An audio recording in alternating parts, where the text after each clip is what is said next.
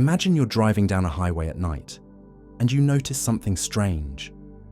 No matter how fast you're going, whether you're crawling at 30 kilometers per hour or racing at 120 kilometers per hour, the light from your headlights always moves away from you at exactly the same speed. This isn't just some quirk of car engineering. It's one of the most profound truths about our universe, and it reveals the existence of what physicists call the ultimate cosmic speed limit. Light speed isn't just fast. It's the absolute maximum velocity that information, energy, or any causal influence can travel through space. The exact number is 299,792,458 meters per second in a perfect vacuum. This isn't an approximation or a rounded figure for convenience. It's a precise, fundamental constant of nature, as unchanging as the charge of an electron or the mass of a proton. But here's where it gets really interesting. This speed limit isn't just about light, it's about the very fabric of space-time itself. Light happens to travel at this speed because photons, the particles of light, have no mass. Anything without mass must travel at exactly this speed, no faster, no slower.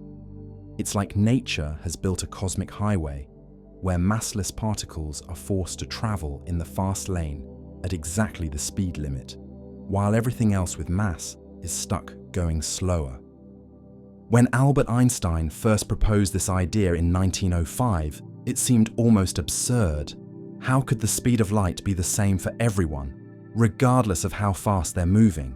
If you're on a train moving at 100 kilometers per hour and you throw a ball forward at 50 kilometers per hour, someone standing on the platform sees the ball moving at 150 kilometers per hour. Simple addition. But light doesn't behave this way. Shine a flashlight from that same train, and both you and the person on the platform measure the light beam moving at exactly 299,1,792,458 meters per second. This strange behavior leads us to one of the most important conclusions in all of physics. Nothing with mass can ever reach the speed of light, let alone exceed it. As you accelerate any object with mass, whether it's a proton, a spaceship, or a grain of sand, something remarkable happens. The energy required to make it go faster increases dramatically. Not just a little bit, but exponentially. As you approach the speed of light, the energy required approaches infinity. Think of it like trying to push a shopping cart up an increasingly steep hill. At first, it's easy. A gentle push gets you moving. But as the hill gets steeper and steeper, you need more and more force to make any progress. Near the speed of light, the hill becomes infinitely steep. No amount of energy in the universe would be sufficient to push a particle with mass over that final hurdle. This isn't a limitation of our technology or engineering. It's not something we might overcome with better rockets or more powerful engines. It's a fundamental feature of reality itself, woven into the mathematical structure of space-time. Einstein's special theory of relativity doesn't just describe this limit, it explains why it must exist. The story of how we discovered this cosmic speed limit is fascinating in itself. For centuries, people assumed light traveled instantaneously. After all, when you flip a light switch, the room illuminates immediately. There's no noticeable delay. The first person to seriously question this was Galileo Galilei in the early 1600s. He attempted to measure the speed of light by having an assistant stand on a distant hill with a lantern. Galileo would uncover his own lantern, and when his assistant saw the light, he would uncover his lantern in response. By timing the delay, Galileo hoped to calculate how fast light traveled. The experiment failed, of course. The speed of light is so fast that over the distances Galileo could practically use, the delay was far too small to measure with the crude timing methods of his era. But his attempt was brilliant in its conception. He was the first to realize that light speed might be measurable rather than infinite. The first successful measurement came in 1676 from an unexpected source. Ole Romer, a Danish astronomer, was studying Io, one of Jupiter's moons. Io orbits Jupiter every 42.5 hours, regularly disappearing behind the giant planet and then reappearing. Romer noticed something peculiar. When Earth was moving away from Jupiter in its orbit, Io's eclipses seemed to happen about 16 minutes later than predicted. When Earth was moving toward Jupiter, the eclipses happened 16 minutes early. Romer realized he was seeing light travel time in action. When Earth was farther from Jupiter, light from Io had to travel a greater distance to reach us, causing the apparent delay. When Earth was closer, the light arrived sooner. By measuring these tiny timing differences and calculating the change in Earth's distance from Jupiter, Romer estimated light speed at about 214 million meters per second. Not perfect, but remarkably close for a 350-year-old measurement. Over the following centuries, measurements became increasingly precise. In 1849, Hippolyte Fizeau used a rotating gear wheel to chop a light beam into pulses, then measured how fast the wheel had to spin before the returning light would be blocked by the next gear tooth. Léon Foucault improved on this with rotating mirrors. Albert Michelson, whose precise measurements would later help Einstein develop relativity theory, used increasingly sophisticated optical techniques to pin down light speed to within a few hundred meters per second of the true value. Today, we don't actually measure the speed of light anymore. Instead, we've defined the meter itself in terms of light speed. 1 meter is now officially defined as the distance light travels in 1,299,792,458th of a second. This makes light speed exactly 299,792,458 meters per second by definition. But why is light speed constant for all observers? This is where Einstein's genius truly shines. He realized that space and time aren't separate fixed entities. They're part of a single, flexible fabric called space-time. When you move very fast, this fabric responds by stretching time and compressing space in just the right way to keep light speed constant from your perspective. Imagine space-time as a stretchy rubber sheet. When you accelerate, you're not just changing your position in space, you're tilting your path through this four-dimensional fabric of space-time. The faster you go, the more your path tilts toward the time dimension and away from the space dimensions. This tilting is what we experience as time dilation and length contraction. Moving clocks run slow, and moving objects appear shortened in the direction of their motion. This might sound like science fiction, but it's measurably real. GPS satellites orbiting Earth experience time, running about 38 microseconds per day, faster than clocks on the ground, exactly as Einstein's equations predict. Without constantly correcting for this relativistic time difference, GPS navigation would be off by several kilometers within hours. The constancy of light speed has another profound implication. It means that simultaneity, the idea that two events happen at the same time, is relative. Events that appear simultaneous to you might not be simultaneous to someone moving relative to you. Time itself becomes flexible, personal, dependent on your motion through space-time. This brings us to photons, the actual particles of light. Photons are among the strangest entities in physics. They have energy and momentum, but no mass. They always travel at light speed, never faster, never slower. From a photon's perspective, if we could somehow imagine having such a perspective, time doesn't pass at all. A photon created in the heart of the sun 8.5 minutes ago, from our perspective, experiences no time between its creation and its absorption in your eye as you read this. The masslessness of photons is crucial. In Einstein's framework, mass and energy are interchangeable, related by the famous equation E equals mc squared. But photons carry energy without carrying mass. All their energy comes from their motion. Stop a photon and it ceases to exist. there's no such thing as a motionless photon. This creates an interesting hierarchy in the universe. Massless particles like photons must travel at light speed. Particles with mass must travel slower than light speed, and particles with imaginary mass, called tachyons, would have to travel faster than light speed. But tachyons, if they existed, would create all sorts of causality problems. They could, in principle, be used to send information backward in time. Most physicists believe tachyons don't exist, precisely because they would make the universe logically inconsistent. The speed of light also plays a crucial role in determining the fundamental structure of spacetime. In Einstein's general theory of relativity, massive objects bend spacetime, and this bending is what we experience as gravity. But changes in gravitational fields, like the ripples created when black holes merge, propagate outward at exactly the speed of light. Gravitational waves, detected for the first time in 2015, travel at light speed. Even the electromagnetic force, which holds atoms together and creates the chemical bonds that make life possible, is mediated by virtual photons traveling at light speed. In a very real sense, light speed governs not just how fast light travels, but how quickly any change or influence can propagate through the universe. This cosmic speed limit has profound implications for space travel and communication across interstellar distances. The nearest star to our Sun, Proxima Centauri, is about 4¼ light years away.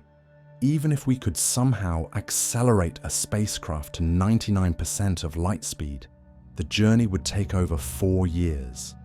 A radio signal sent to announce the ship's arrival would also take over 4 years to reach Earth.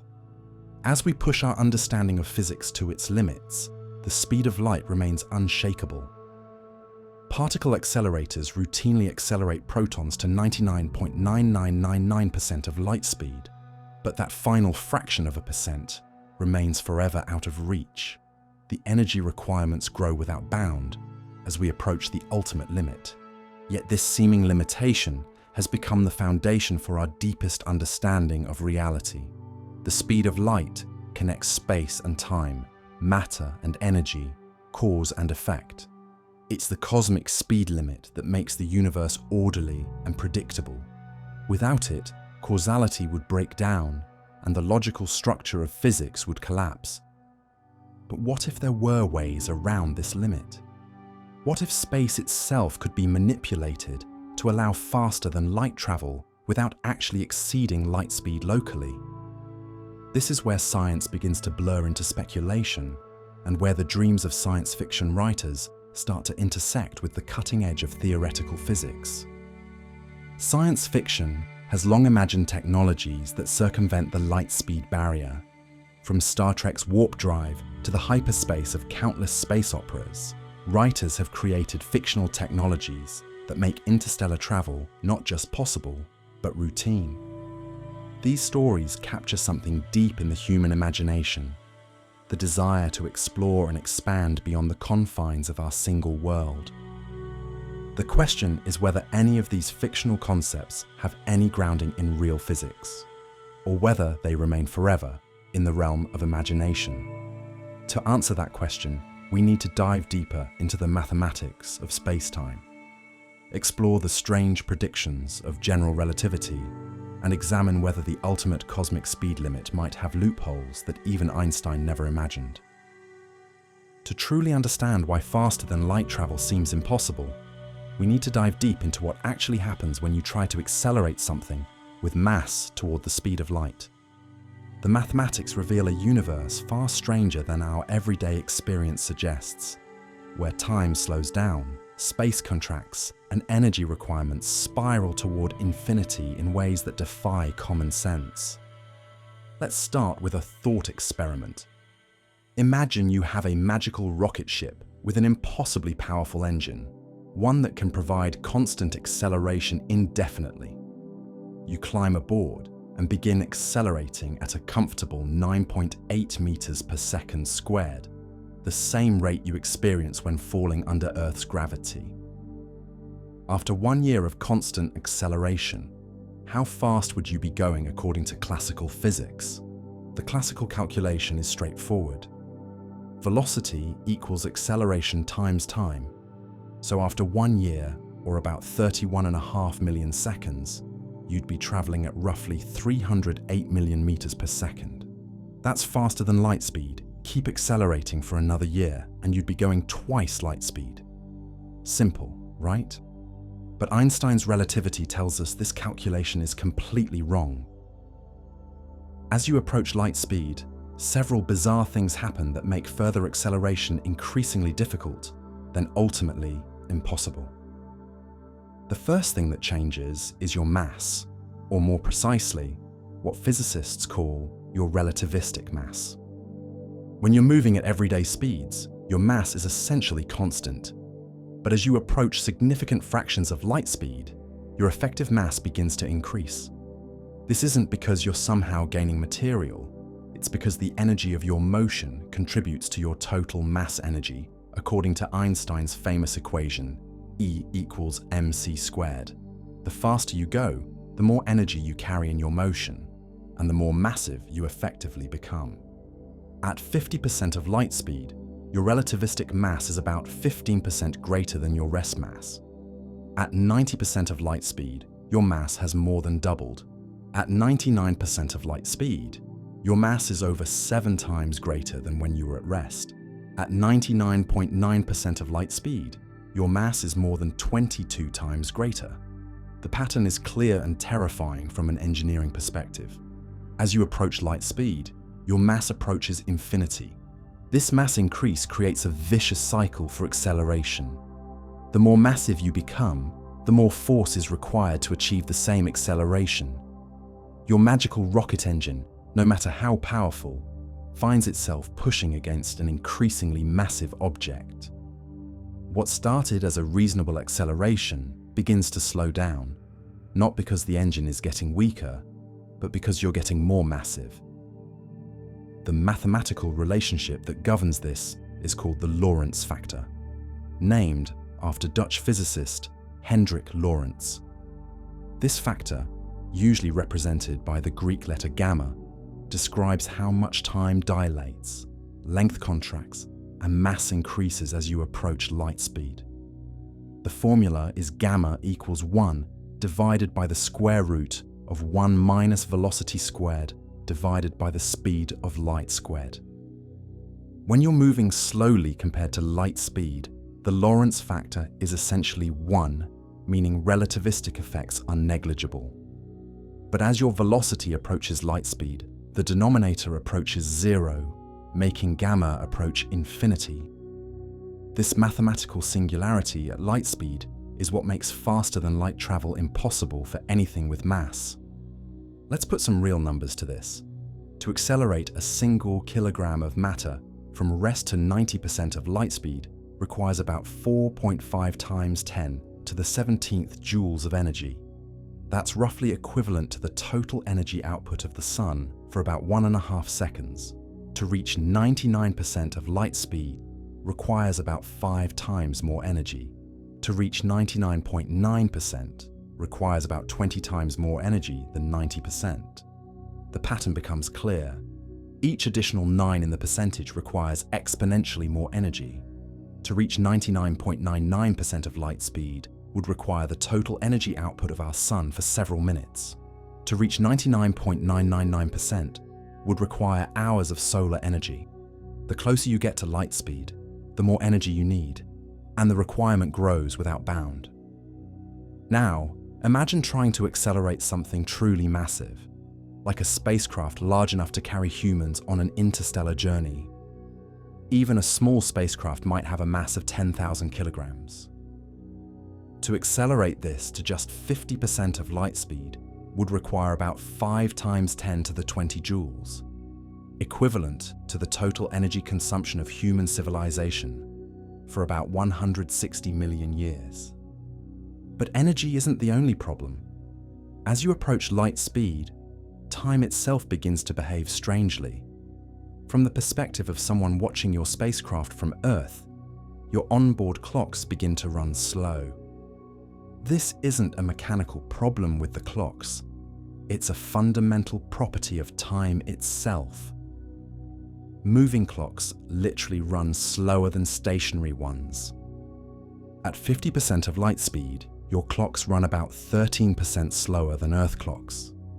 At 90% of light speed, your clocks run less than half as fast as Earth clocks. At 99% of light speed, time aboard your spacecraft crawls at just 1/7 the rate of Earth time. A 1-hour journey from your perspective would appear to take over 7 hours to Earth observers. This time dilation has profound implications for interstellar travel.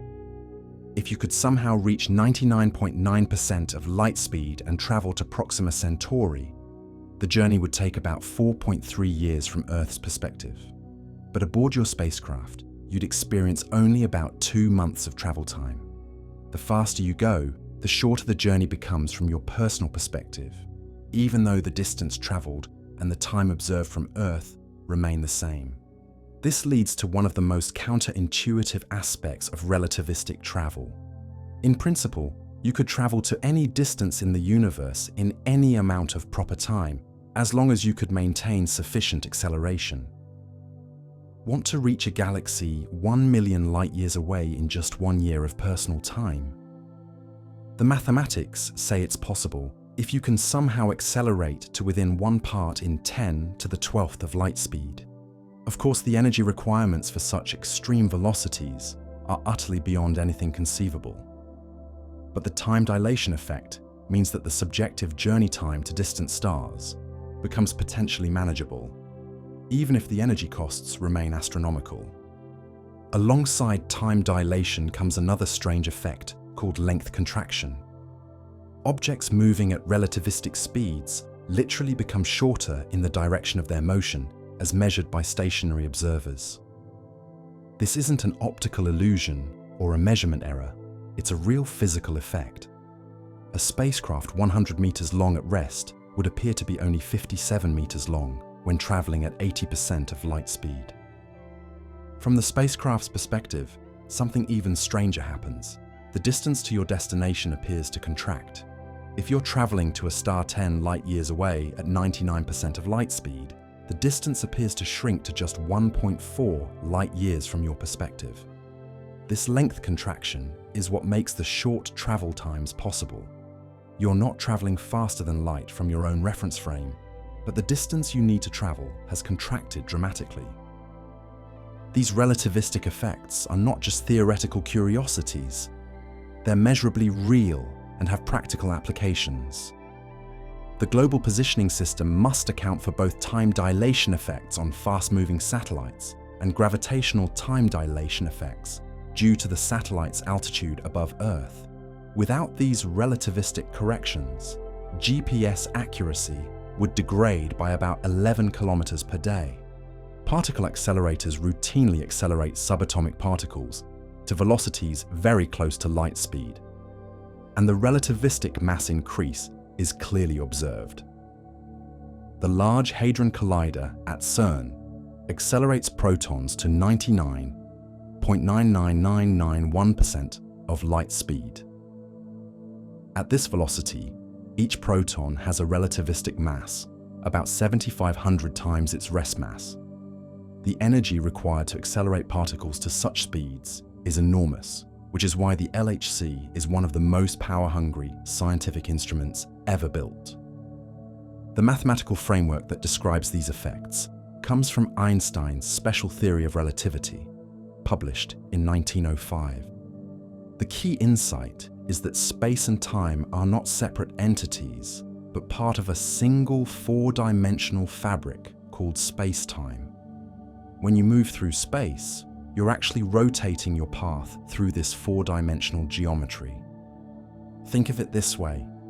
Everyone moves through space-time at exactly light speed, but this motion is divided between movement through space and movement through time. When you're at rest in space, all your motion through space-time is in the time direction. As you begin moving through space, some of your motion through space-time gets redirected from the time direction to the space directions. The faster you move through space, the slower you move through time, but your total motion through space-time always equals light speed. This is why time dilation occurs, and it's also why nothing with mass can reach light speed. To travel at light speed through space, you would need to have zero motion through time, which would mean time would stop entirely from your perspective. Photons, having no mass, travel through space-time entirely in the space directions with no component of motion through time. From a photon's perspective, if such a perspective could exist, no time passes during its journey, regardless of the distance traveled. A photon created in the heart of the Sun experiences no time between its creation and its absorption 8.5 minutes later when it strikes your eye. The energy requirements for relativistic travel follow from Einstein's mass-energy relationship. The total energy of a moving object is gamma times its rest, mass times c squared. As gamma approaches infinity near light speed, so does the energy. This isn't a technological limitation that might be overcome with better engineering. It's a fundamental feature of space-time geometry. These energy requirements have led physicists to consider more exotic propulsion concepts. Antimatter rockets, which annihilate matter and antimatter to produce pure energy, represent the theoretical upper limit of chemical-type propulsion. Even with perfect matter-antimatter annihilation, accelerating a substantial spacecraft to relativistic speeds would require antimatter masses comparable to the spacecraft itself. Fusion rockets, while more feasible than antimatter, still face enormous challenges. Deuterium-tritium fusion, the most energetic fusion reaction, converts only about 0.7% of the reactant mass into energy. To accelerate a 10,000 kilogram spacecraft to 10% of light speed using fusion propulsion would require about 6 million kilograms of fusion fuel, assuming perfect efficiency. The relativistic rocket equation, derived by applying special relativity to classical rocket physics, shows how the fuel requirements scale exponentially with desired velocity. To reach higher fractions of light speed, you need exponentially more fuel, which makes the rocket heavier, which requires even more fuel. The mathematics quickly become prohibitive for any substantial payload. Yet despite these seemingly insurmountable obstacles, the physics doesn't absolutely forbid relativistic travel. The barriers are practical and technological, not fundamental. A sufficiently advanced civilization with access to vast energy sources and exotic materials might conceivably build interstellar spacecraft capable of reaching significant fractions of light speed. The real question isn't whether relativistic travel is possible in principle, it's whether it's achievable with any conceivable technology. The energy scales involved are so enormous that they challenge our understanding of what's practically feasible, even for hypothetical advanced civilizations. But what if we've been thinking about this problem wrong? What if instead of trying to accelerate through space-time, we could manipulate space-time itself? What if we could bend space and time in such a way that distant locations become closer, or that we could travel between them without actually moving faster than light locally? These questions lead us into the realm of exotic physics and speculative technology, where the rigid barriers of special relativity might, just might, have loopholes that could be exploited. The transition from what physics tells us is impossible to what it suggests might be barely conceivable opens up possibilities that bridge the gap between hard science and science fiction dreams. The moment science established that nothing could travel faster than light, science fiction writers began imagining ways around this cosmic speed limit. It wasn't rebellion against physics so much as creative necessity. How do you tell stories about galactic civilizations, interstellar wars, or cosmic exploration when the nearest star is over 4 years away at light speed? The answer came through one of the most enduring concepts in science fiction. Faster than light travel, and eventually, the idea we now call warp speed. The earliest science fiction writers, working in the late 1800s and early 1900s, didn't yet know about Einstein's cosmic speed limit. Jules Verne could send his characters to the moon in a cannonball without worrying about relativistic effects. H.G. Wells could have his time machine manipulate time itself without considering the implications of space-time geometry. But as Einstein's theories became widely known in the 1920s and 30s, science fiction writers faced a new challenge: how to maintain the grand scope of space opera while respecting, or at least acknowledging, the laws of physics. The first solution was simply to ignore the problem. Early space operas, like E. Doc Smith's Lensman series, beginning in 1928, featured spacecraft that could accelerate indefinitely, reaching speeds many times that of light, without any explanation of how this was possible. Smith's Skylark series, starting with The Skylark of Space in 1928, had ships crossing galactic distances in days or weeks. The stories were thrilling, but they treated faster than light travel as casually as we might treat driving to the grocery store. But some writers were more thoughtful about the implications of relativity. In 1931, John W. Campbell Jr., who would later become the legendary editor of astounding science fiction, wrote Islands of Space, which explicitly dealt with the problems of interstellar travel at relativistic speeds. Campbell understood that even at light speed, journeys between stars would take years, making traditional adventure stories difficult to sustain. The solution that emerged was conceptual rather than technological. Instead of simply making ships go faster than light, writers began to imagine ways of bypassing normal space entirely. The idea of hyperspace began appearing in the science fiction stories of the 1930s and 40s. This wasn't a speed so much as an alternate dimension where the normal rules of space and time didn't apply. Isaac Asimov's Foundation series, beginning in 1942, featured hyperjumps that allowed spacecraft to instantly traverse galactic distances by briefly entering hyperspace. The technology wasn't explained in detail, which was actually brilliant storytelling. By making faster than light travel mysterious and somewhat dangerous, Asimov maintained dramatic tension while avoiding the impossible task of explaining how it actually worked. The concept of hyperspace solved several problems for science fiction writers. It provided a rationale for faster than light travel that didn't directly contradict relativity, since ships weren't actually exceeding light speed in normal space. It created opportunities for dramatic complications when hyperspace jumps went wrong. And it allowed for the vast galactic civilizations that space opera required without getting bogged down in the mundane realities of multi-year voyages between stars. But hyperspace was a rather abstract concept, difficult to visualize or understand intuitively. What science fiction needed was a more concrete metaphor, something that audiences could grasp more easily. That metaphor arrived in 1966 with the premiere of Star Trek, and it was called warp drive. The genius of warp drive, as originally conceived for Star Trek, was that it provided a visual and conceptual framework that made sense to viewers.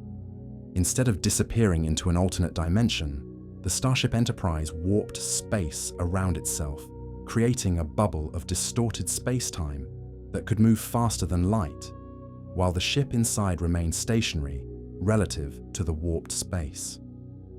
Gene Roddenberry, Star Trek's creator, worked with scientific consultants to develop a plausible-sounding explanation for warp drive. The ship's engines didn't push against space, they manipulated space itself. By contracting space in front of the ship and expanding space behind it, the Enterprise could ride a wave of warped space-time to its destination. The ship itself never exceeded light speed locally, but the wave of distorted space could move as fast as the plot required. This wasn't just clever storytelling, it was surprisingly close to real physics concepts that wouldn't be formally developed until decades later. The idea of manipulating space-time curvature to achieve faster than light travel would eventually be explored seriously by theoretical physicists, most notably Miguel Alcubierre in 1994. But Star Trek introduced these concepts to popular culture 28 years before the first rigorous scientific treatment appeared. Star Trek also introduced the concept of warp factors, a logarithmic scale where warp 1 equaled light speed, warp 2 equaled 8 times light speed, warp 3 equaled 27 times light speed, and so forth. Each warp factor represented the cube of that number times light speed. This gave writers a quantitative framework for faster-than-light travel that sounded scientific and allowed for dramatic scaling. Need to cross the galaxy quickly? Go to warp 9. Want to build tension with a slow pursuit? Drop to warp 2. The visual effects of warp travel in Star Trek were equally important in establishing the concept in popular culture. The familiar streaking stars of the warp effect created an iconic image that millions of viewers associated with faster-than-light travel. The idea that space itself could be visibly distorted by advanced technology became deeply embedded in science fiction consciousness. Other science fiction franchises quickly adopted and modified the warp drive concept. Star Wars used hyperspace, but called it jumping to light speed, creating some conceptual confusion, but maintaining the essential idea of bypassing normal space. The starships in Battlestar Galactica used FTL jumps that were essentially instantaneous hyperspace transitions. Each franchise developed its own terminology and visual style, but the underlying concept remained the same: manipulate space or enter an alternate dimension to avoid the light speed barrier. The proliferation of faster-than-light travel in science fiction created an interesting cultural phenomenon. For most people, exposure to concepts like warp drive came not from physics textbooks, but from movies and television shows. This meant that fictional technologies often seemed more real and immediate than the actual physics that made them impossible. The technological optimism of the 1960s and 70s reinforced this perception. If humans could land on the moon and build room-sized computers, why not faster-than-light travel? Science fiction writers, consciously or unconsciously, tapped into this optimism by presenting warp drive and similar technologies as engineering challenges rather than physical impossibilities. But science fiction writers also understood that faster-than-light travel needed limitations to maintain dramatic tension. Star Trek introduced the concept of warp core breaches, catastrophic failures that could destroy entire starships. Hyperspace in various franchises was portrayed as dangerous, with ships sometimes lost forever in the alternate dimension. The Death Star's hyperspace tracking ability in Star Wars became a major plot point precisely because it overcame the usual safety that hyperspace travel provided. These fictional limitations often mirrored real physical problems that physicists would later identify with speculative faster-than-light technologies. The enormous energy requirements for warp drive, first calculated seriously by Alcubierre and refined by later researchers, echo Star Trek's antimatter-powered warp cores. The stability problems with traversable wormholes parallel science fiction's dangerous hyperspace jumps. The influence of science fiction on actual physics research is more significant than many people realize. When Miguel Alcubierre first conceived of his warp drive metric, he explicitly cited Star Trek as inspiration. The names physicists give to speculative technologies often come directly from science fiction. We call it a warp drive because of Star Trek, not because warp has any particular physical significance. This cross-pollination between fiction and physics creates an interesting feedback loop. Science fiction writers imagine technologies that sound plausible. Physicists investigate whether such technologies might actually be possible, and their findings influence the next generation of science fiction. The result is that modern science fiction often incorporates genuine physics concepts, while physics papers sometimes read like technical manuals for science fiction technologies. The sophistication of science fiction's treatment of faster-than-light travel has increased dramatically over the decades. Early space operas simply asserted that ships could go faster than light. Modern science fiction often attempts to ground faster than light travel in genuine physics concepts like wormholes, extra dimensions, or exotic matter. Writers like Kim Stanley Robinson, Alastair Reynolds, and Andy Weir have created science fiction that takes the real limitations of physics seriously, while still exploring the possibilities for advanced, spacefaring civilizations. But the fundamental tension remains. The physics of relativity strongly suggests that faster-than-light travel is impossible for anything with mass. The energy requirements alone are staggering, requiring exotic matter and energy sources that may not exist anywhere in the universe. Yet the human desire to explore and expand drives us to keep searching for loopholes, ways around the cosmic speed limit, that might allow for the galactic civilizations that science fiction has made seem so appealing. The development of faster-than-light travel in science fiction reflects deeper human needs and desires. The concept addresses our fear of cosmic isolation, the possibility that Earth might be the only inhabited world in a vast, empty universe. It satisfies our desire for exploration and adventure on a cosmic scale. And it provides a technological solution to the existential problem of mortality, allowing civilizations to spread among the stars and survive the eventual death of their home worlds. These psychological and cultural drivers help explain why faster-than-light travel remains so popular in science fiction, despite its apparent physical impossibility. The concept serves narrative and emotional needs that are independent of scientific plausibility. Writers and audiences want faster-than-light travel to be possible because it enables the kinds of stories and futures that inspire us. The terminology of science fiction has also influenced how physicists discuss speculative technologies. When serious scientists talk about faster-than-light travel, they often use terms like warp drive or hyperspace that originated in fiction.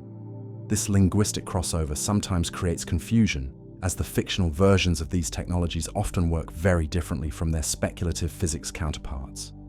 For example, Star Trek's warp drive creates a bubble of warped space-time around the starship, but the Alcubierre warp drive metric requires the spacecraft to be surrounded by exotic matter with negative energy density.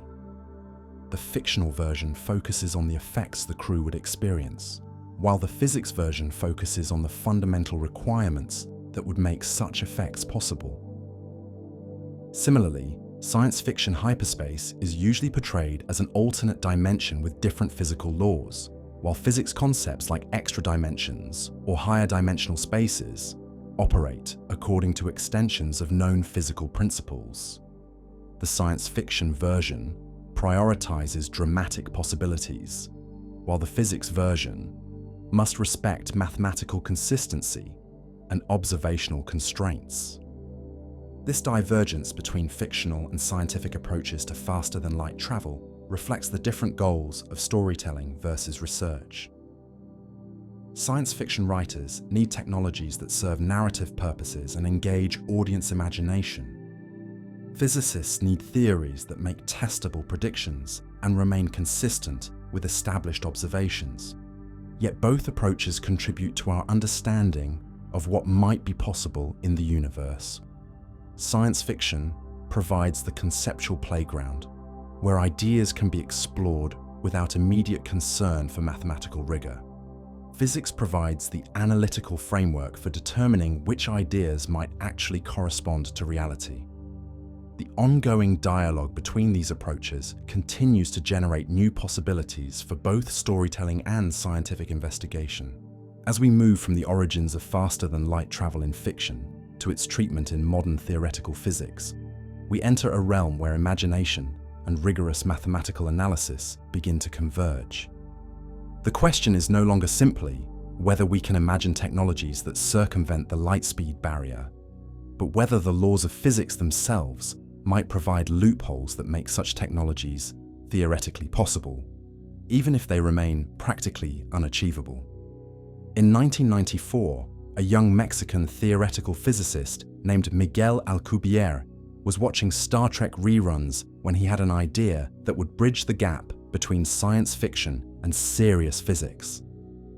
What if the warp drive concept from the show could actually be described mathematically using Einstein's general theory of relativity?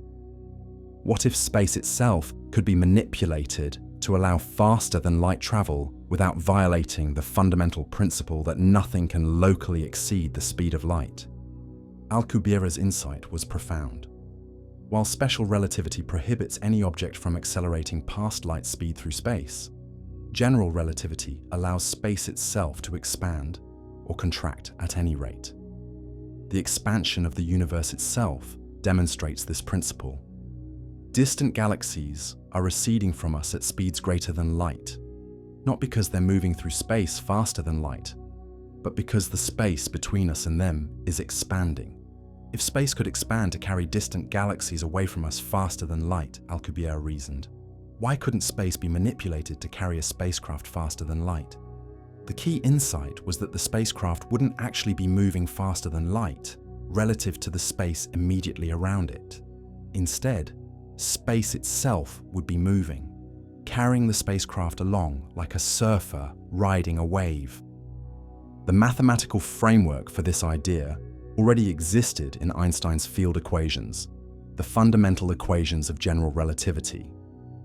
These equations describe how matter and energy curve space-time, and how curved space-time tells matter how to move. But they also allow for solutions where space-time itself is dynamic, expanding, contracting, or flowing in ways that can carry matter along with it. Alcubierre constructed what physicists call a metric, a mathematical description of space-time geometry that would allow a spacecraft to travel faster than light. His metric describes a bubble of warped space-time that contracts space in front of the spacecraft and expands space behind it. The spacecraft sits in a region of flat space-time inside the bubble, never locally exceeding light speed, while the bubble itself moves through space at arbitrarily high velocities. Imagine space-time as a flowing river. A fish swimming upstream at its maximum speed might never make progress against a strong current. But if the fish could somehow create a region where the water flows in the opposite direction, it could ride that reverse current to move upstream faster than its swimming speed would normally allow. The Alcubierre drive works on a similar principle, but instead of water, it manipulates the flow of space-time itself. The mathematics of the Alcubierre metric are elegant but complex. The metric describes a space-time where the rate of spatial expansion behind the spacecraft and spatial contraction in front create a velocity field that can exceed light speed. The spacecraft remains in a region of approximately flat space-time, experiencing no acceleration or strange gravitational effects, while space carries it along at whatever speed the metric specifies. From the perspective of someone aboard an Alcubierre-driven spacecraft, the journey would be remarkably peaceful. There would be no feeling of acceleration, no relativistic effects, no time dilation. The spacecraft would sit in what physicists call a co-moving frame, moving along with the flow of space-time like a leaf carried by a stream. Passengers could walk around normally, drop objects, and watch them fall at the expected rate, and experience time passing at its normal pace. But from the perspective of the outside universe, something extraordinary would be happening. Space in front of the spacecraft would be contracting, bringing distant destinations closer. Space behind the spacecraft would be expanding, increasing the distance to the origin. The net effect would be motion faster than light, achieved not by accelerating through space, but by riding a wave of space-time distortion. The beauty of the Alcubierre metric is that it doesn't violate any of the fundamental principles of relativity. Nothing moves faster than light locally. Causality is preserved within the bubble of flat space-time surrounding the spacecraft. The spacecraft doesn't experience the infinite energy requirements that plague conventional faster-than-light travel. In principle, An Alcubierre drive could transport a spacecraft across the galaxy in hours while using only modest amounts of energy for propulsion. The mathematical description reveals some fascinating properties of hypothetical warp travel. The size of the warp bubble can be adjusted to accommodate different spacecraft designs. The speed of travel can be continuously varied, allowing for precise navigation and controlled acceleration. Multiple warp bubbles could theoretically exist simultaneously without interfering with each other, enabling fleets of faster-than-light spacecraft. The metric also suggests that warp travel would have unique navigational properties. Since the spacecraft never actually moves through space in the conventional sense, it wouldn't accumulate velocity or momentum. Stopping would be as simple as deactivating the warp field, leaving the spacecraft at rest relative to local space, regardless of how fast the warp bubble had been moving. There would be no need for complex deceleration procedures or concern about relativistic impacts with space debris. Alcubierre's calculations showed that the energy requirements for warp travel could be remarkably modest compared to conventional relativistic acceleration. Instead of needing infinite energy to reach light speed, a warp drive might require only the mass energy equivalent of a few tons of matter converted to pure energy. For a civilization with access to efficient matter-antimatter annihilation, such energy levels would be substantial but not impossible. The mathematical framework even suggests how a warp drive might be controlled. By adjusting the strength and distribution of the space-time curvature that creates the warp bubble, the speed and direction of travel could be precisely controlled. The spacecraft could accelerate gradually to avoid sudden transitions, change course smoothly, and come to rest gently at its destination. But as Alcubierre delved deeper into the mathematics, he discovered fundamental problems that threatened to make his warp drive forever theoretical. The space-time curvature required to create a warp bubble couldn't be generated by ordinary matter and energy. Instead, it required something that physicists call exotic matter, material with properties unlike anything known to exist in the natural universe. Specifically, the Alcubierre drive requires matter with negative energy density. This isn't just matter with negative mass, which would be strange enough, but matter where the energy itself is negative. Such matter would have properties that violate our normal understanding of physics. It would exert gravitational repulsion rather than attraction. It would spontaneously create energy rather than conserving it. And most problematically, it's unclear whether such matter can exist without violating fundamental physical principles. The requirement for negative energy density stems from Einstein's field equations themselves. To create the space-time curvature that contracts space in front of the spacecraft and expands space behind it, the stress-energy tensor in the field equations must have negative eigenvalues. In simpler terms, the source of the gravitational field must involve negative energy. Some physicists have suggested that quantum field theory might provide sources of negative energy through phenomena like the Casimir effect, where quantum vacuum fluctuations create measurable forces between closely spaced conducting plates. The energy density between Casimir plates is indeed negative, demonstrating that negative energy can exist in nature, at least on microscopic scales. But scaling up quantum negative energy effects to the macroscopic level required for a warp drive presents enormous challenges. The total amount of negative energy required for an Alcubierre drive capable of carrying a spacecraft is staggering. Early calculations suggested that the negative energy equivalent to the mass of Jupiter would be needed to create a warp bubble large enough for a small spacecraft. Moreover, negative energy appears to be subject to quantum inequalities that limit how much can be accumulated in any given region of space and time. These inequalities, derived from the fundamental principles of quantum field theory, suggest that large concentrations of negative energy are inherently unstable and will quickly dissipate. The amount of negative energy that can be maintained long enough and in sufficient concentration for warp travel may be far less than what the Alcubierre metric requires. The stability of an Alcubierre warp bubble presents additional challenges. The exotic matter distribution required to maintain the warp field must be precisely controlled and maintained throughout the journey. Any disruption in the exotic matter configuration could cause the warp bubble to collapse catastrophically, potentially destroying the spacecraft or stranding it far from its intended destination. There are also questions about how a warp drive could be initiated and controlled. Creating the initial warp bubble would require assembling large amounts of exotic matter in a precise configuration around the spacecraft. Once the warp bubble is active, making course corrections or speed changes would require real-time adjustments to the exotic matter distribution. The engineering challenges are unlike anything in conventional spacecraft design.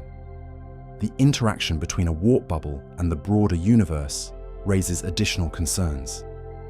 As the warp bubble moves through space, it would interact with interstellar matter, cosmic radiation, and gravitational fields. These interactions could destabilize the warp field or create dangerous accumulations of energy and matter at the boundaries of the warp bubble. Some physicists have calculated that high-energy particles and radiation encountered during warp travel could accumulate at the front of the warp bubble, creating a devastating burst of energy when the spacecraft drops out of warp. This warp drive death ray effect could sterilize entire planets or destroy space stations, making warp travel as dangerous to destinations as it is beneficial for transportation. The Horizon problem presents another fundamental challenge. Once inside an active warp bubble, the spacecraft would be causally disconnected from the outside universe. Signals from outside the bubble couldn't reach the spacecraft, and signals from the spacecraft couldn't reach the outside universe. This means that navigation, communication, and course corrections would become impossible once warp travel begins. The spacecraft would essentially be flying blind, unable to detect obstacles or adjust its trajectory based on external information. Arriving at the intended destination would require perfect initial aim and precise timing, with no possibility for mid-course corrections. The risks of missing the target or colliding with unexpected obstacles would be substantial. Despite these formidable challenges, research into Alcubierre warp drives continues. Physicists have explored modifications to the original metric that might reduce the exotic matter requirements or improve stability. Some proposals suggest using different space-time geometries that might be easier to create and maintain. Others investigate whether quantum effects might provide natural sources of the negative energy required for warp fields. The mathematical beauty of the Alcubierre solution keeps attracting theoretical attention. Unlike purely speculative faster-than-light technologies, the Alcubierre drive is grounded in well-established physics. The general theory of relativity is one of the most thoroughly tested theories in science, and if it allows for warp drive solutions, those solutions deserve serious consideration.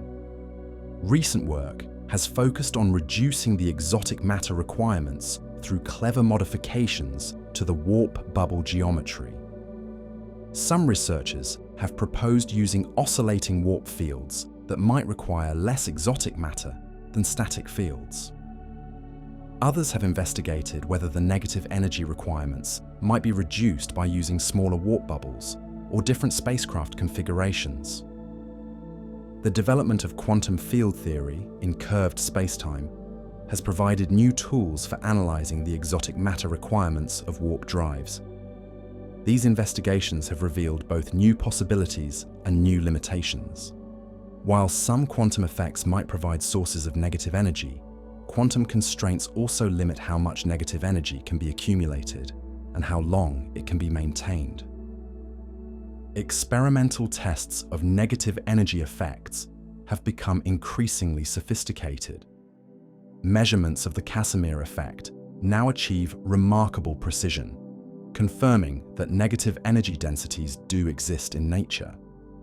While these effects are far too small to power a warp drive, they demonstrate that the exotic matter required for warp travel isn't completely outside the realm of physics. The Alcubierre drive has also influenced other areas of theoretical physics. The mathematical techniques developed for analyzing warp drive spacetimes have found applications in cosmology, black hole physics, and quantum gravity research.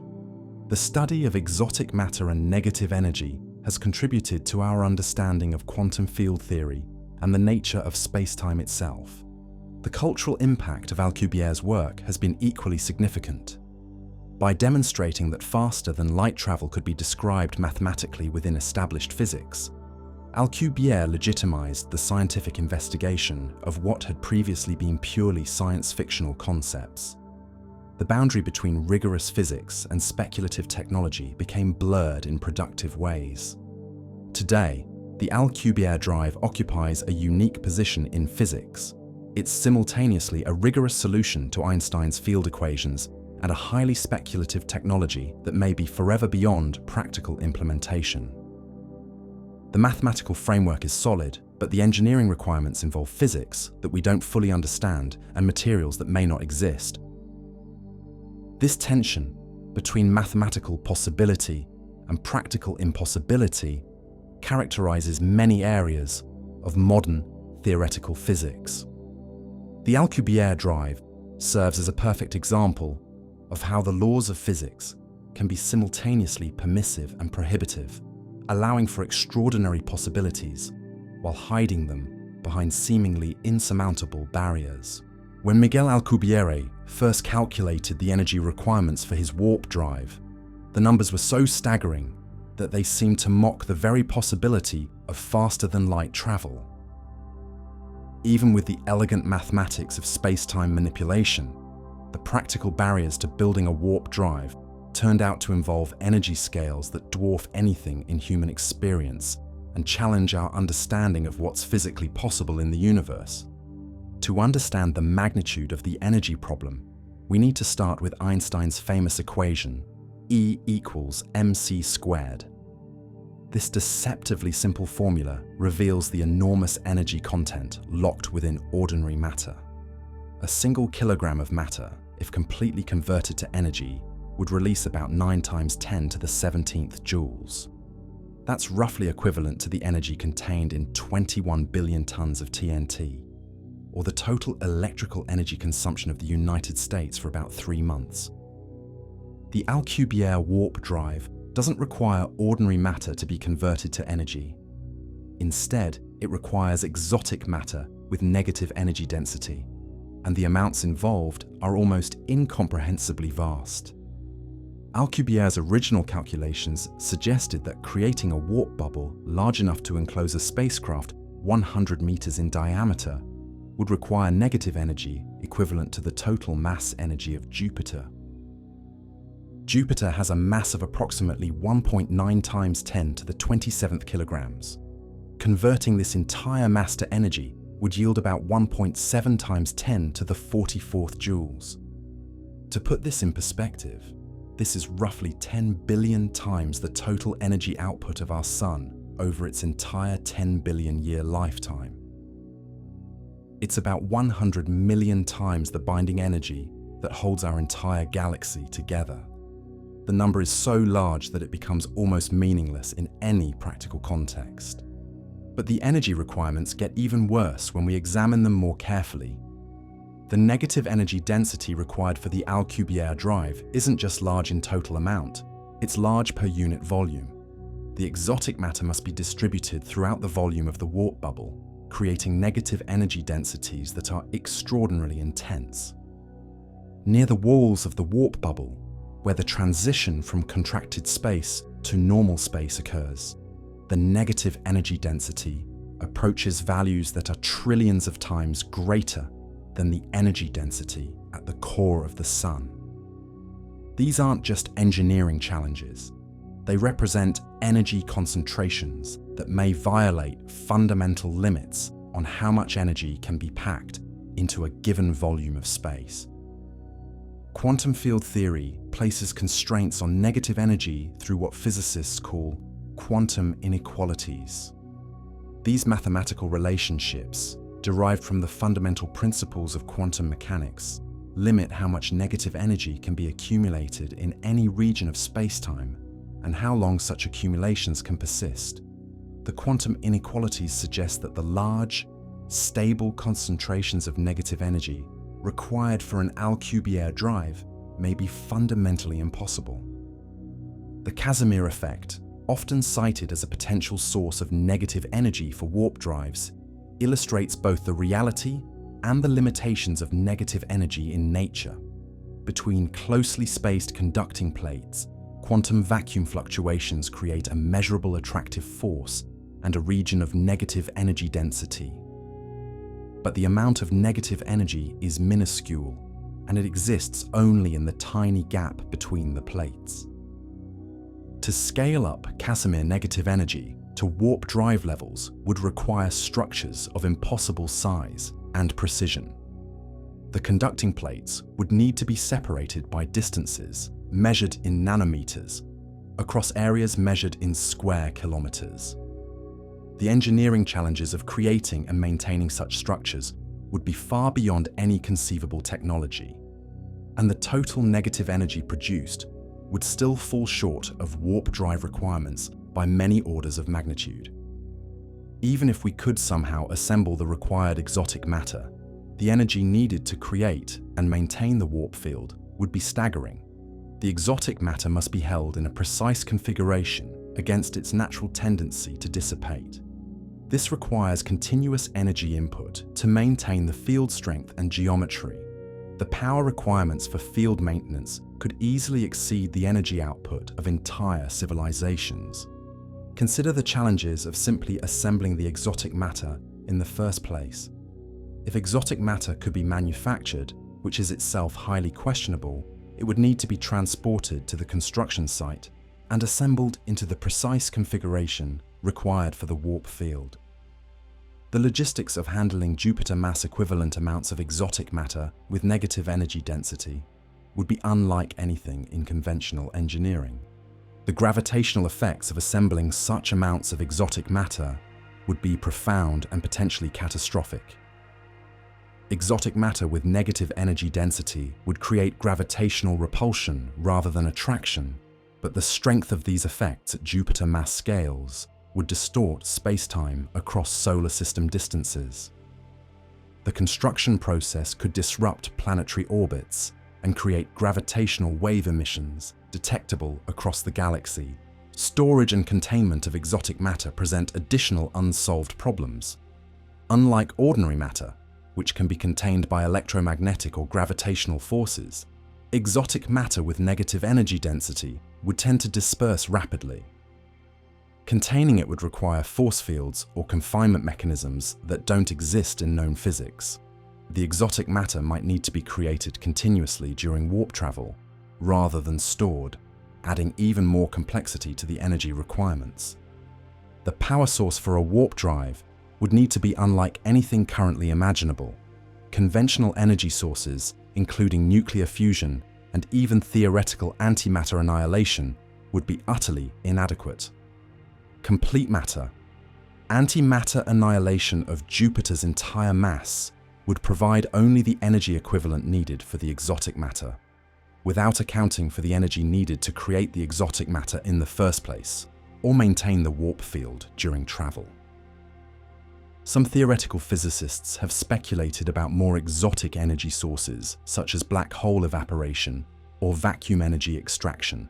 Hawking radiation from black holes does provide a mechanism for converting mass directly to energy with perfect efficiency. But the power output from natural black holes is extremely small. A black hole with the mass of our Sun would radiate only about 9 times 10 to the minus 29 watts, far less than the energy output of a single light bulb. Artificial micro black holes, if they could be created and controlled, might provide higher power densities, but creating black holes requires concentrating enormous amounts of energy in tiny volumes, which brings us back to the same fundamental energy problems we're trying to solve. The energy needed to create a useful black hole power source would be comparable to the energy the black hole could provide. Vacuum energy, the zero-point energy of quantum fields that exists even in empty space, represents an enormous energy reservoir in principle. Estimates suggest that the vacuum energy density might be as high as 10 to the 113 joules per cubic meter. If this energy could be tapped, even tiny volumes of space would contain enough energy to power warp drives. But extracting vacuum energy faces both theoretical and practical obstacles. Most physicists believe that vacuum energy cannot be extracted without violating conservation of energy. The vacuum state represents the lowest possible energy configuration of quantum fields, and extracting energy from it would require somehow creating a state with less than zero energy, which appears to be impossible. Even if vacuum energy could be extracted, the extraction mechanisms would likely require exotic physics and advanced technologies that are far beyond our current capabilities. The energy extraction devices might themselves require more energy to build and operate than they could provide, creating an impossible bootstrapping problem. The timescales involved in assembling a warp drive compound the energy challenges. Building the infrastructure to handle Jupiter mass-equivalent amounts of exotic matter would likely take centuries or millennia, assuming the exotic matter could be produced at all. During this construction period, vast amounts of energy would be required just to maintain the partially completed warp field and prevent the exotic matter from dissipating. The environmental impact of warp drive construction would be unprecedented. The energy flows involved would dwarf natural processes on planetary or even stellar scales. The construction process could fundamentally alter the structure of local space-time, create intense gravitational wave emissions, and generate high-energy particle radiation that could sterilize entire solar systems. Waste heat disposal would present unique challenges. Unlike conventional energy systems, where waste heat can be radiated away into space, the energy densities involved in warp drive construction might create temperatures so extreme that conventional heat disposal mechanisms would fail. The construction site might need to be located far from any inhabited worlds to avoid catastrophic thermal effects. The energy requirements also raise questions about the fundamental limits of physics. At the energy densities required for warp drives, quantum gravitational effects would become important. The boundary between general relativity and quantum mechanics becomes blurred at these scales, and our current theories may not accurately describe what would actually happen. String theory and other candidate theories of quantum gravity suggest that space-time itself might have a discrete structure at very small scales. If so, the smooth space-time curvature assumed in Alcubierre's calculations might break down at the extreme energy densities required for warp fields. The warp drive might be impossible not because of energy limitations, but because space-time itself cannot be manipulated in the required ways. Recent research has focused on finding modifications to the Alcubierre drive that might reduce the energy requirements. Some proposals suggest using oscillating warp fields instead of static ones, which might require less exotic matter. Others investigate whether smaller warp bubbles or different spacecraft configurations could achieve faster than light travel with more modest energy requirements. The most promising approaches involve fundamental changes to the warp drive geometry. Instead of surrounding the entire spacecraft with a warp bubble, some designs propose using thin warp fields that accelerate the spacecraft more gradually. These modified designs might reduce the exotic matter requirements from Jupiter mass scales to merely stellar mass scales, which is still enormous, but represents a significant improvement. Other researchers have investigated whether naturally occurring sources of negative energy might be concentrated or amplified to warp drive levels. Some cosmological models predict the existence of cosmic strings or domain walls that might contain negative energy densities.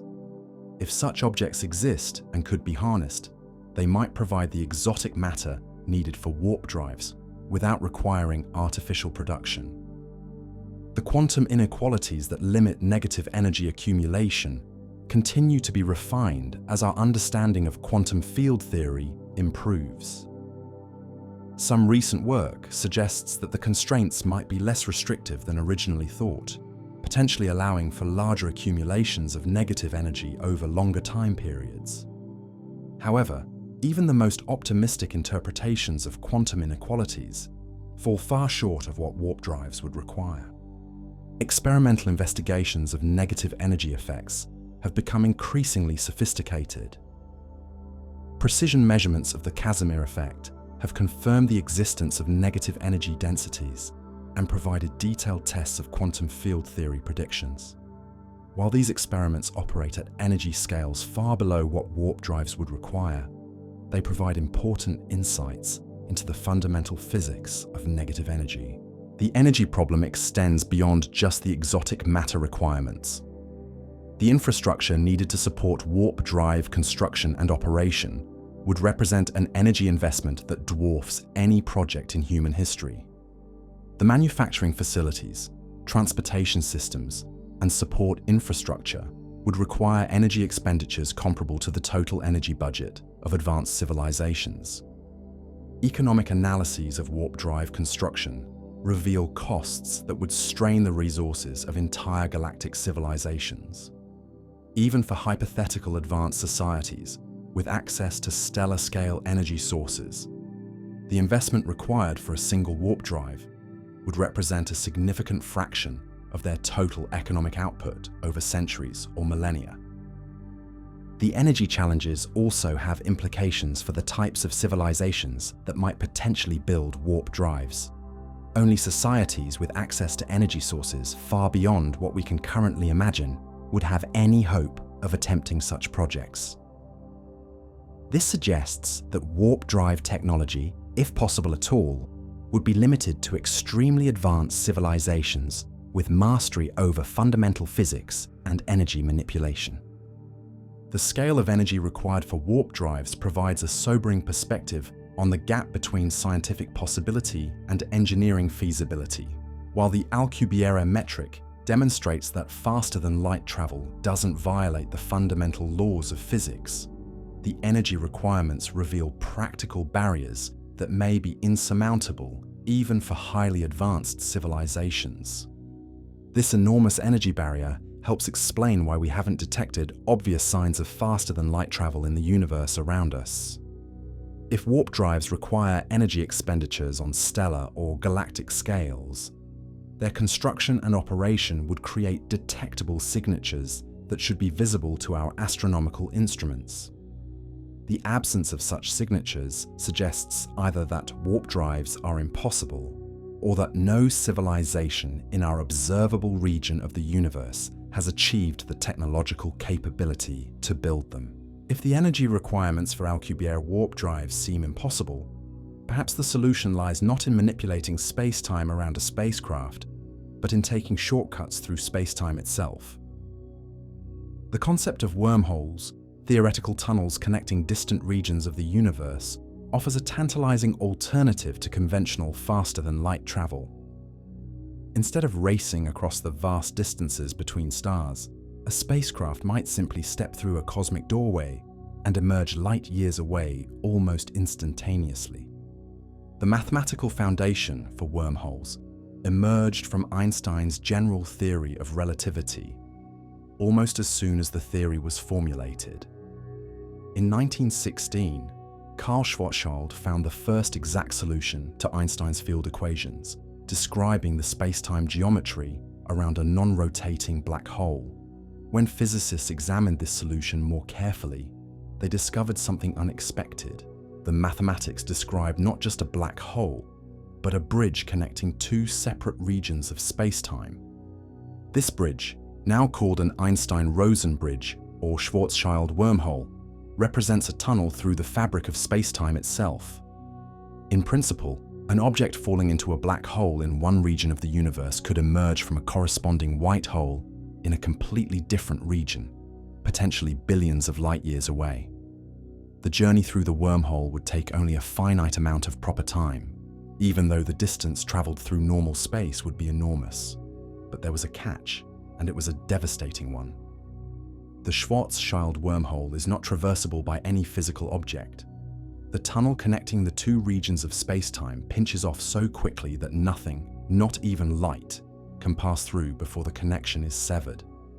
Any object attempting to traverse the wormhole would be crushed to infinite density at the point where the tunnel collapses. The mathematics predicted a cosmic shortcut that slammed shut before anyone could use it. For decades, wormholes remained an interesting mathematical curiosity with no practical relevance. The situation changed dramatically in 1988, when physicist Kip Thorne and his colleagues at Caltech began seriously investigating whether traversable wormholes might be possible. Their work was motivated by an unusual request from Carl Sagan, who was writing the novel Contact and wanted a scientifically plausible method for rapid interstellar travel. Thorne's team discovered that traversable wormholes could indeed exist, but only under very specific conditions. The key requirement was the same exotic matter that plagued the Alcubierre drive, material with negative energy density. To keep a wormhole open and stable, the throat of the tunnel would need to be lined with exotic matter that violates what physicists call the null energy condition. The null energy condition states that the energy density measured by any beam of light should always be positive or zero. This seems like a reasonable requirement, since energy is generally understood to be a positive quantity. But the exotic matter required for traversable wormholes must have negative energy density even when measured by light beams, creating a fundamental violation of our usual understanding of energy and matter. The amount of exotic matter required for a traversable wormhole depends on the size of the wormhole throat and the distance it connects. For a wormhole large enough to allow a spacecraft to pass through, with a throat diameter of perhaps 1 kilometer, the exotic matter requirements are staggering. Conservative estimates suggest that keeping such a wormhole open would require negative energy equivalent to the mass of several stars distributed around the wormhole throat. Unlike the Alcubierre drive, where the exotic matter needs to be assembled around the spacecraft, wormhole exotic matter would need to be integrated into the fundamental structure of space-time itself. This presents engineering challenges that go far beyond anything in conventional physics. The exotic matter would need to be woven into the fabric of space and time in ways that we have no idea how to accomplish. The construction of a traversable wormhole would require manipulating space-time on scales that dwarf even stellar engineering projects. The process would likely involve creating artificial black holes, manipulating their properties with exotic matter, and somehow connecting them through higher dimensional space. Each step of this process would require technologies that are currently beyond our wildest imagination. Even if traversable wormholes could be constructed, their behavior would be far from the simple cosmic doorways depicted in science fiction. The gravitational effects near a wormhole mouth would be intense, creating tidal forces that could tear apart any spacecraft attempting to enter. The exotic matter lining the wormhole throat would interact with ordinary matter in unpredictable ways, potentially destroying anything that tries to pass through. The time flow through a wormhole presents additional complications. While the journey through the wormhole itself might take only minutes or hours, the relationship between time at the two wormhole mouths could be complex. If the wormhole mouths are moving relative to each other, or if they're located in regions with different gravitational fields, time could flow at different rates at each end. This differential time flow could turn wormholes into time machines as well as transportation devices. If one mouth of a wormhole were accelerated to high speed and then brought back to its starting location, the time difference between the two mouths could allow travelers to arrive at their destination before they left. The possibility of backward time travel through wormholes raises profound questions about causality and the nature of time itself. The stability of traversable wormholes is questionable even in principle. The exotic matter required to keep them open is subject to quantum fluctuations that could cause the wormhole to collapse without warning. Small perturbations in the exotic matter distribution could trigger a catastrophic implosion that would destroy not only the wormhole, but potentially anything in the surrounding region. Quantum effects add additional complications to wormhole physics. As matter and energy pass through a wormhole, they would interact with the quantum vacuum fluctuations that exist throughout space-time. These interactions could amplify the quantum fluctuations, creating a runaway feedback process that destabilizes the wormhole. Some calculations suggest that any attempt to send information or matter through a wormhole would automatically trigger its collapse. The quantum fluctuations also raise questions about what would happen to quantum entanglement across wormhole connections. If two particles are quantum entangled and one is sent through a wormhole, does the entanglement survive the journey? The answer depends on details of quantum gravity that we don't yet understand, but the implications could be profound for both physics and information theory. Recent research has explored whether naturally occurring wormholes might exist in the universe.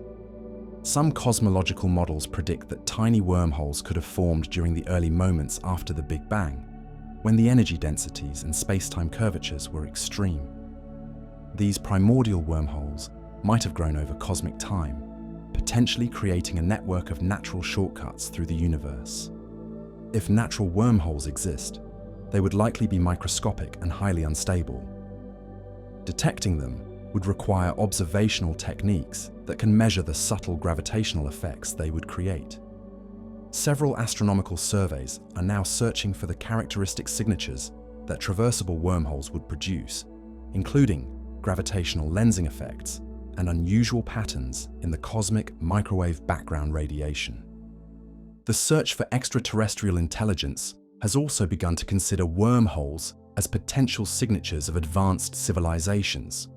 If any species has achieved the technology to construct artificial wormholes, the energy expenditures and space-time distortions involved would create observable effects that might be detectable from great distances. The absence of such signatures in our astronomical observations places constraints on both the existence of advanced civilizations and the feasibility of wormhole technology. Alternative theories of gravity have opened new possibilities for traversable wormholes.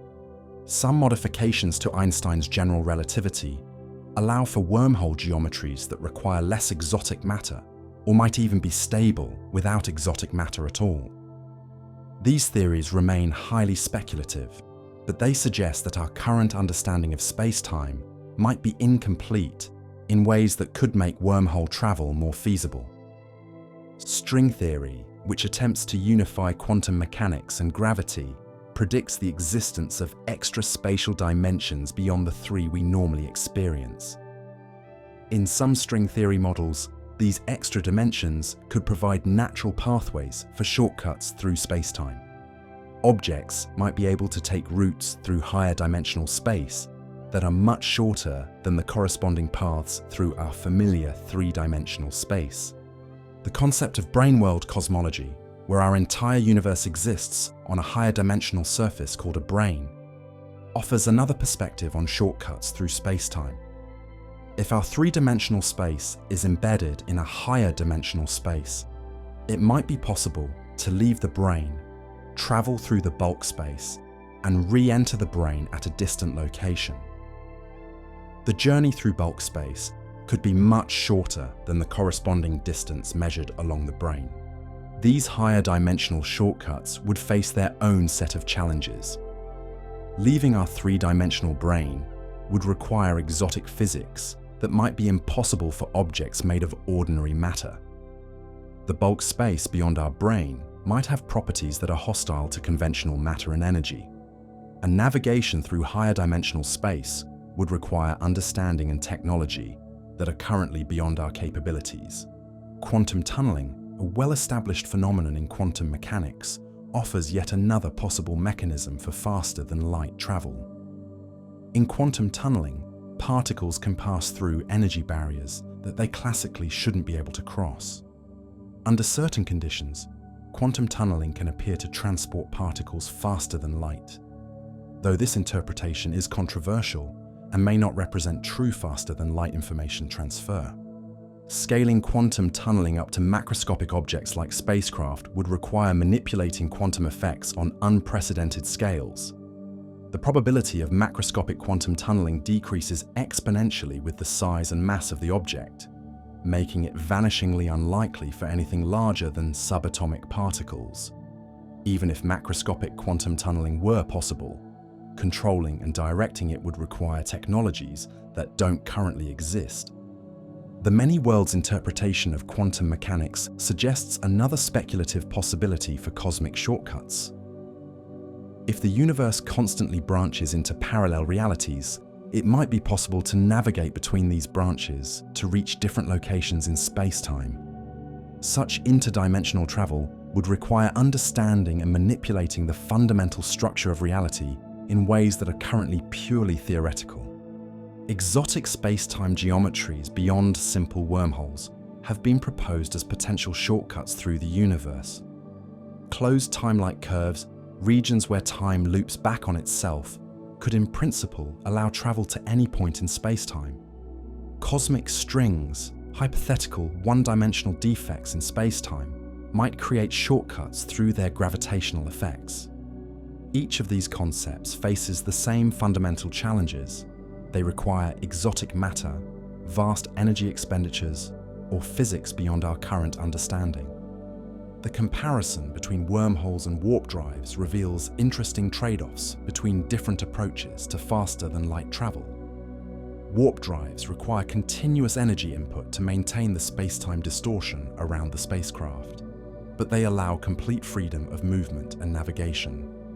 Wormholes require enormous initial energy investment to construct, but once built, they might allow passage with minimal additional energy expenditure. The network effects of wormhole travel could be transformative for advanced civilizations. A single wormhole provides a connection between 2 points, but a network of interconnected wormholes could enable rapid travel throughout an entire galaxy. The construction costs would be enormous, but the long-term benefits might justify the investment for civilizations with access to stellar-scale energy sources. The detectability of wormhole networks provides another constraint on their existence. A civilization using wormholes for regular transportation would inevitably create observable signatures through gravitational effects, energy emissions, and the movement of matter and information.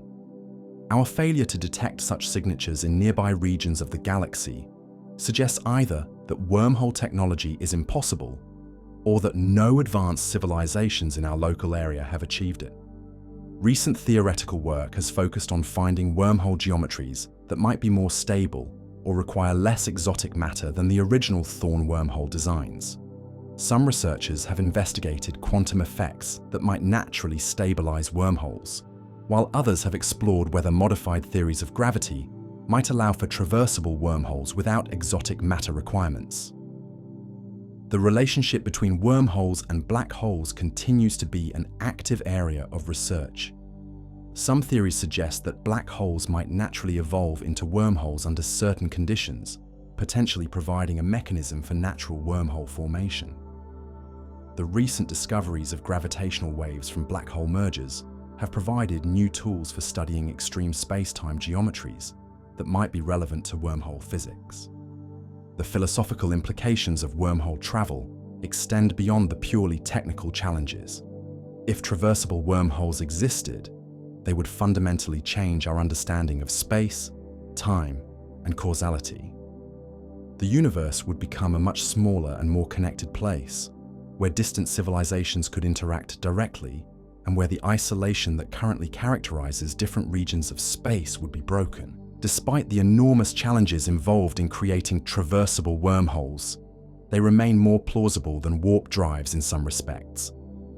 While both technologies require exotic matter with negative energy density, wormholes might require smaller total amounts of exotic matter, and once constructed, they wouldn't require continuous energy input to maintain their operation.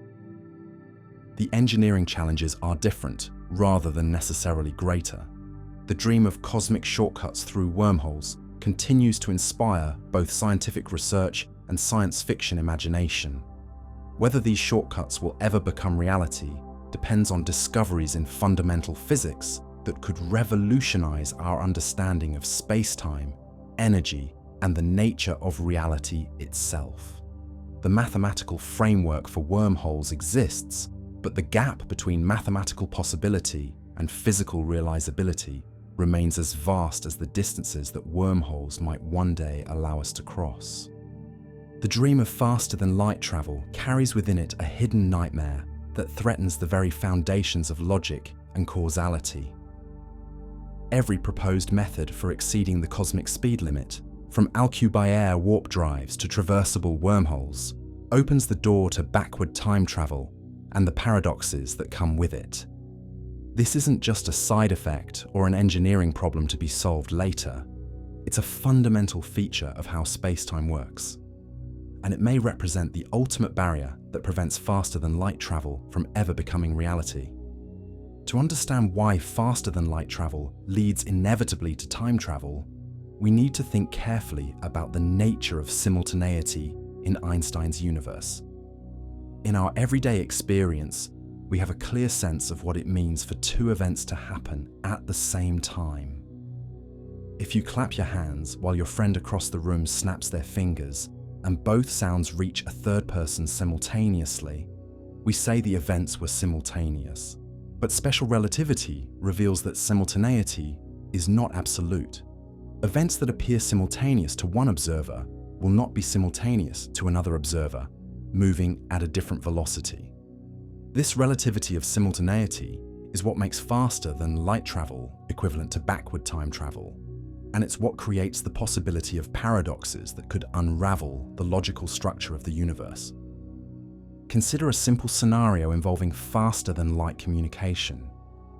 Imagine that Earth and a distant space station are equipped with faster-than-light transmitters that can send messages instantaneously across the light years between them. According to Earth's reference frame, a message sent at noon Earth time arrives at the space station at exactly noon Earth time. Simple, instantaneous communication, nothing obviously problematic about it. But now consider the same scenario from the perspective of a spacecraft traveling at high speed from Earth toward the space station.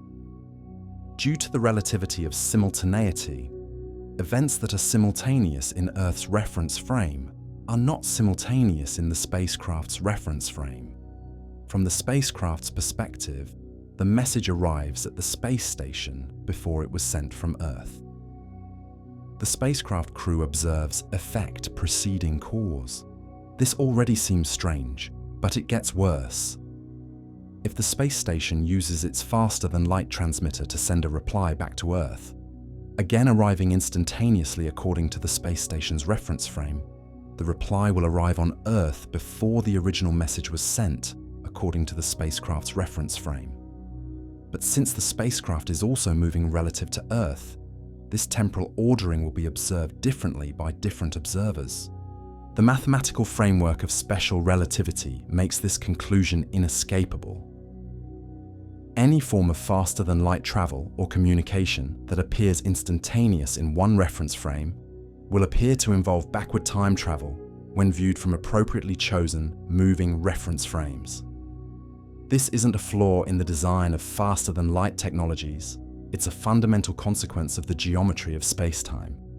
The grandfather paradox illustrates the logical problems that arise when backward time travel becomes possible. Imagine using a faster-than-light spacecraft to travel backward in time and prevent your own grandparents from meeting.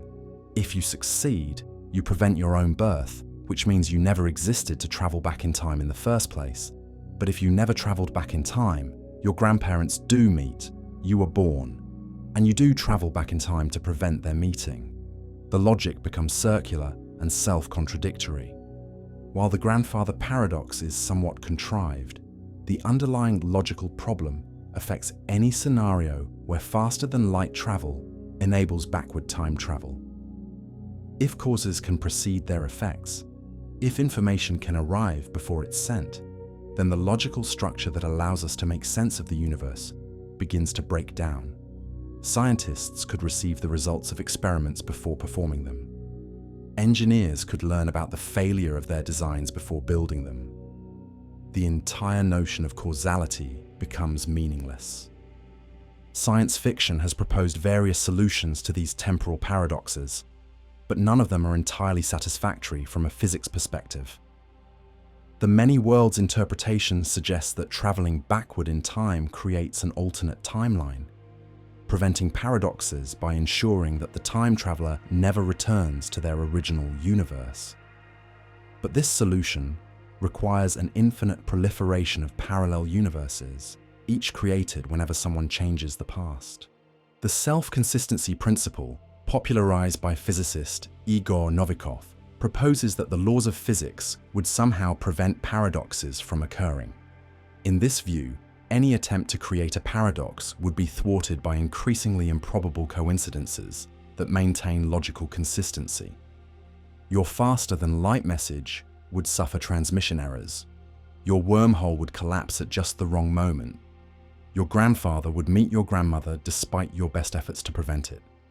But the self-consistency principle raises as many questions as it answers. What physical mechanism enforces this consistency? How does the universe know what events are necessary to prevent paradoxes? The principle seems to require a kind of cosmic censorship that operates outside our normal understanding of physical law, guiding events to maintain causality without any apparent mechanism for doing so.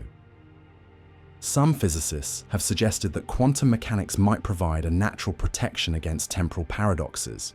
The uncertainty principle ensures that perfect knowledge of the past is impossible, which might prevent the kind of precise interventions that would create logical contradictions. Quantum entanglement might become scrambled during backward time travel, making it impossible to carry useful information into the past. But quantum mechanics also introduces new complications for time travel scenarios. The many worlds interpretation suggests that quantum measurements create branching universes, which could multiply the number of timelines affected by time travel. The measurement problem in quantum mechanics becomes even more complex when past events can be influenced by future observations. The thermodynamic arrow of time presents another challenge for backward time travel through faster-than-light methods. Entropy, the measure of disorder in a system, generally increases over time, giving us a clear direction for the flow of time.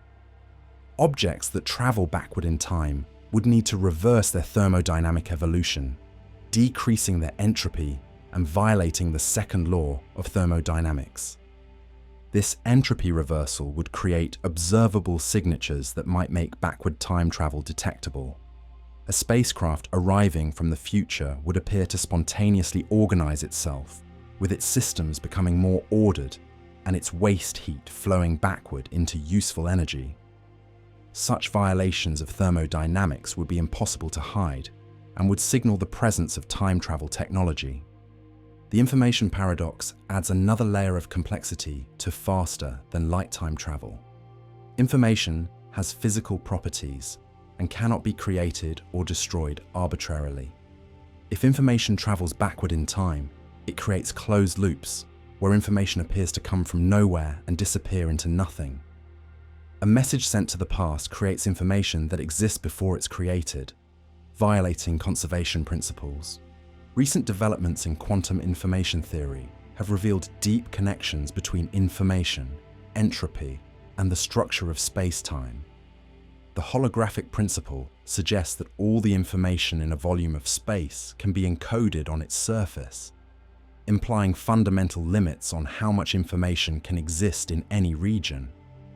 These limits might prevent the kind of information flows that backward time travel would require. Black hole physics provides insights into how the universe might protect itself against temporal paradoxes. The event horizon of a black hole represents a boundary beyond which information cannot escape, creating a natural censorship mechanism that prevents certain types of causality violations. Some physicists have proposed that similar censorship mechanisms might operate to prevent faster-than-light travel or backward time travel. The cosmic censorship hypothesis, developed by Roger Penrose, suggests that the universe naturally prevents the formation of naked singularities, regions where space-time curvature becomes infinite without being hidden behind an event horizon. This principle might extend to temporal paradoxes, with the laws of physics conspiring to prevent any scenario that would allow faster than light travel or backward time travel. Closed time-like curves, mathematical solutions to Einstein's equations that allow travel into the past, have been studied extensively by theoretical physicists. These exotic space-time geometries can exist in principle, but they always require extreme conditions involving exotic matter, infinite energy densities, or other physically unrealistic requirements. The mathematical possibility of time travel seems to be hidden behind barriers that make it practically impossible. The Alcubierre warp drive, despite its elegant mathematical formulation, suffers from the same temporal problems as any faster than light travel method. A spacecraft using an Alcubierre drive could, in principle, be used to construct closed time-like curves that enable travel into the past. The exotic matter requirements for the warp drive become even more extreme when temporal consistency is taken into account. Wormholes face similar temporal challenges. The time difference between the two mouths of a wormhole could be exploited to create a time machine, allowing travelers to emerge from the wormhole before they entered it. Preventing this requires careful control of the relative motion and gravitational environment of the wormhole mouths, adding additional constraints to an already impossibly difficult engineering challenge. The chronology protection conjecture, proposed by Stephen Hawking, suggests that the laws of physics contain built-in mechanisms that prevent time travel paradoxes from occurring. According to this conjecture, any attempt to create a time machine would trigger quantum effects that prevent its operation. The vacuum fluctuations of quantum fields would become infinitely large near any closed time-like curve, destroying the time machine before it could be used. Hawking's calculations showed that quantum field theory in curved spacetime predicts the production of intense radiation near closed time-like curves. This radiation would carry away energy and momentum, potentially destabilizing any wormhole or warp drive that could enable time travel. The stronger the time travel capability, the more intense the radiation, creating a negative feedback mechanism that prevents time machines from operating. But the chronology protection conjecture remains unproven and controversial. Some physicists argue that the quantum effects Hawking calculated might not be strong enough to prevent time travel in all scenarios. Others suggest that unknown physics at the quantum gravity level might modify the predictions in ways that could allow time travel under certain conditions. The ADS-CFT correspondence, a relationship between gravity theories and quantum field theories, has provided new tools for studying time travel scenarios. These studies suggest that closed time-like curves might be possible in certain theoretical frameworks, but they would be unstable and would likely collapse before they could be traversed. The correspondence also reveals deep connections between time travel, quantum entanglement, and the structure of space-time. Experimental tests of causality have become increasingly sophisticated as our understanding of fundamental physics has advanced.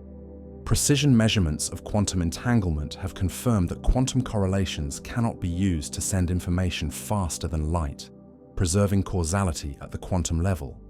Studies of high-energy particle interactions have found no evidence for causality violations, even under extreme conditions. The search for cosmic strings, topological defects that might enable time travel, has not found any confirmed examples of these exotic objects. If cosmic strings existed, their gravitational effects would create closed time-like curves under certain conditions, potentially allowing natural time travel. The absence of cosmic strings in our observable universe might indicate that nature has mechanisms for preventing their formation, or that they decay too quickly to be detected. Laboratory experiments with exotic matter and negative energy have explored the limits of what might be possible with advanced technology. While the Casimir effect confirms that negative energy densities can exist, the amounts are far too small to enable time travel. Attempts to amplify or concentrate negative energy effects have been unsuccessful, suggesting that quantum inequalities might indeed prevent the large accumulations of exotic matter that time travel would require. The implications of the time travel problem extend far beyond the technical challenges of building faster-than-light spacecraft. If the universe has fundamental mechanisms for preventing causality violations, these mechanisms might also prevent faster-than-light travel entirely. The cosmic speed limit might exist not just because of energy requirements or exotic matter constraints, but because exceeding it would threaten the logical consistency of reality itself. This connection between faster-than-light travel and time travel paradoxes provides a new perspective on the Fermi paradox. If advanced civilizations inevitably discover faster-than-light travel, and if faster-than-light travel leads to causality violations that destroy logical consistency, then advanced civilizations might be inherently unstable. The universe might be protected from paradoxes by ensuring that civilizations never achieve the technology that would create them. Alternative interpretations of quantum mechanics might provide loopholes in the time travel prohibition. The pilot wave theory suggests that particles have definite positions and velocities that are hidden from observation, which might allow for different causal relationships than those predicted by standard quantum mechanics. The objective collapse theories propose that quantum wave functions undergo spontaneous collapses that might provide mechanisms for maintaining causality. Recent work in quantum gravity has revealed surprising connections between time travel, black holes, and the fundamental structure of space-time. The black hole information paradox. The question of what happens to information that falls into a black hole might be related to the mechanisms that prevent time travel paradoxes. Solutions to one problem might provide insights into the other. The emergence of time as a fundamental property of the universe remains one of the deepest mysteries in physics. Some theories suggest that time itself might be an emergent property of more fundamental quantum processes, which could change how we think about time travel and causality. If time is not a fundamental feature of reality, then the paradoxes associated with time travel might dissolve at a deeper level of description. The study of time travel paradoxes has revealed deep connections between causality, information theory, and the fundamental laws of physics. These connections suggest that the prohibition against faster-than-light travel might be one of the most fundamental features of our universe, built into the very structure of space-time to ensure that logic and causality remain intact. The dream of faster-than-light travel might be forever limited not by engineering challenges, but by the requirement that the universe makes sense. If faster-than-light travel remains forever beyond our reach, blocked by impossible energy requirements and causality paradoxes, what can we actually achieve with realistic technology? The answer is both humbling and inspiring.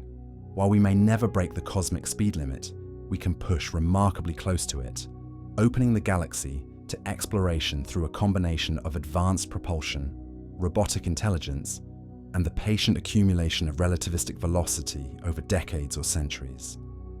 The key insight is that we don't need to exceed light speed to make interstellar travel practical.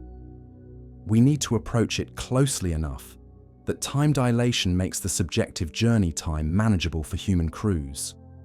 Or we need to build robotic explorers that can operate autonomously over the decades required for interstellar journeys at more modest velocities.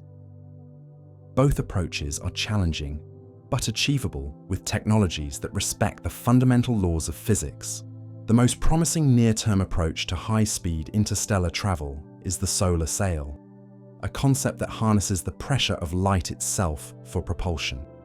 Photons carry momentum as well as energy, and when they strike and are absorbed or reflected by a surface, they impart a tiny push. This radiation pressure is incredibly weak by everyday standards, but it operates continuously in the vacuum of space without requiring any onboard fuel. A spacecraft equipped with an enormous, ultra-lightweight sail could be accelerated to significant fractions of light speed by intense beams of laser light or concentrated sunlight. The Breakthrough Starshot project, announced in 2016, envisions using powerful ground-based lasers to accelerate tiny spacecraft equipped with Gossamer light sails to 20% of light speed. At this velocity, the journey to Proxima Centauri would take about 20 years instead of the 70,000 years required with current chemical rocket technology. The engineering challenges for light sail propulsion are significant but solvable. The sail material must be extraordinarily thin and lightweight while remaining strong enough to withstand the intense radiation pressure without tearing. Advanced materials like graphene or carbon nanotubes might provide the necessary combination of strength and low mass. The sail must also be highly reflective to efficiently convert photon momentum into spacecraft velocity. For larger spacecraft capable of carrying human crews, the sail sizes required become enormous. A crewed interstellar mission might require sails with areas measured in square kilometers, supported by structures that are both lightweight and rigid. The deployment and control of such massive structures in space would represent a major engineering achievement, but the physics is straightforward, and the materials science is advancing rapidly. Laser propulsion systems offer the possibility of accelerating spacecraft to even higher velocities. Unlike solar sails that rely on naturally occurring sunlight, laser-driven sails can be pushed by intensely focused beams of coherent light. The Breakthrough Starshot concept envisions arrays of ground-based lasers with total power outputs of 100 gigawatts, focused through adaptive optics systems to maintain beam coherence across interstellar distances. The power requirements for laser propulsion are substantial, but not impossible. 100 gigawatts is roughly equivalent to the output of 100 large nuclear power plants, a significant but manageable energy investment for a major spacefaring civilization. The laser arrays would need to operate for only minutes or hours to accelerate each spacecraft, making the total energy requirements reasonable even for multiple missions. Beam focusing presents technical challenges that push the limits of current optical technology. Maintaining a tightly focused laser beam across the millions of kilometers required for spacecraft acceleration requires adaptive optics systems that can compensate for atmospheric turbulence and thermal effects in real time. Space-based laser arrays might eventually provide better beam quality and eliminate atmospheric interference. The tiny spacecraft envisioned for initial laser propulsion missions would carry minimal payloads, perhaps just a few grams of electronics including cameras, sensors, and communication equipment. These star chips would need to be marvels of miniaturization, incorporating all the functionality of conventional space probes into packages smaller than postage stamps. The development of such ultra-miniaturized spacecraft would drive advances in electronics, sensors, and space systems design. Communication with laser-propelled spacecraft presents unique challenges. The spacecraft would be traveling at significant fractions of light speed, creating Doppler shifts that would dramatically alter the frequency of radio signals. The vast distances involved would require powerful transmitters and sensitive receivers, while the small size of the spacecraft would limit the size and power of onboard communication systems. Data transmission from interstellar distances would require new approaches to information encoding and error correction. The signals would be incredibly weak after traveling light years through space, and they would need to carry compressed representations of scientific data and images. Advanced signal processing techniques and possibly quantum communication protocols might be necessary to extract useful information from the faint signals. Nuclear propulsion offers another pathway to high interstellar velocities, though the engineering challenges are quite different from those facing light sails. Nuclear pulse propulsion, as envisioned in projects like the 1950s-era Orion spacecraft, involves detonating nuclear explosives behind a spacecraft and riding the blast wave. This approach could theoretically accelerate large spacecraft to 10 to 15% of light speed. The technical challenges of nuclear pulse propulsion are formidable. The spacecraft must be designed to withstand repeated nuclear explosions at close range, requiring materials and structures that can absorb tremendous shock loads without failure. The pusher plate that absorbs the blast energy must be virtually indestructible, while remaining lightweight enough not to penalize performance. Fusion ramjets represent the theoretical pinnacle of nuclear propulsion technology. These hypothetical spacecraft would scoop up interstellar hydrogen with enormous magnetic fields, compress and heat it to fusion temperatures, and exhaust the fusion products for thrust. The interstellar medium would provide fuel for the journey, eliminating the need to carry reaction mass and enabling continuous acceleration over interstellar distances. The physics of fusion ramjets reveals fundamental limitations that may make them impractical. The density of interstellar hydrogen is extremely low, requiring magnetic scoops hundreds of kilometers in diameter to collect sufficient fuel. The drag created by the magnetic field interacting with the interstellar medium might exceed the thrust produced by the fusion engine, preventing net acceleration beyond a few % of light speed. Antimatter propulsion represents the ultimate chemical rocket, offering the highest possible energy density for stored fuel. Complete matter-antimatter annihilation converts mass directly into energy with 100% efficiency, producing far more energy per unit mass than any other known energy source. An antimatter rocket could theoretically reach significant fractions of light speed with reasonable fuel-mass ratios. The practical challenges of antimatter propulsion are staggering. Antimatter must be produced artificially using particle accelerators, and current production rates are measured in atoms per day rather than the kilograms that would be required for spacecraft propulsion. The energy required to produce antimatter exceeds the energy it releases when annihilated, making antimatter a form of energy storage rather than an energy source. Storage and handling of antimatter present unprecedented safety challenges. Antimatter must be confined using magnetic or electric fields to prevent contact with normal matter, which would result in immediate annihilation.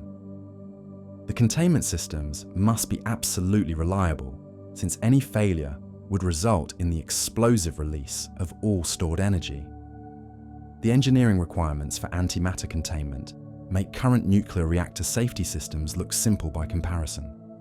Even with perfect antimatter propulsion, the energy requirements for high-speed interstellar travel remain formidable.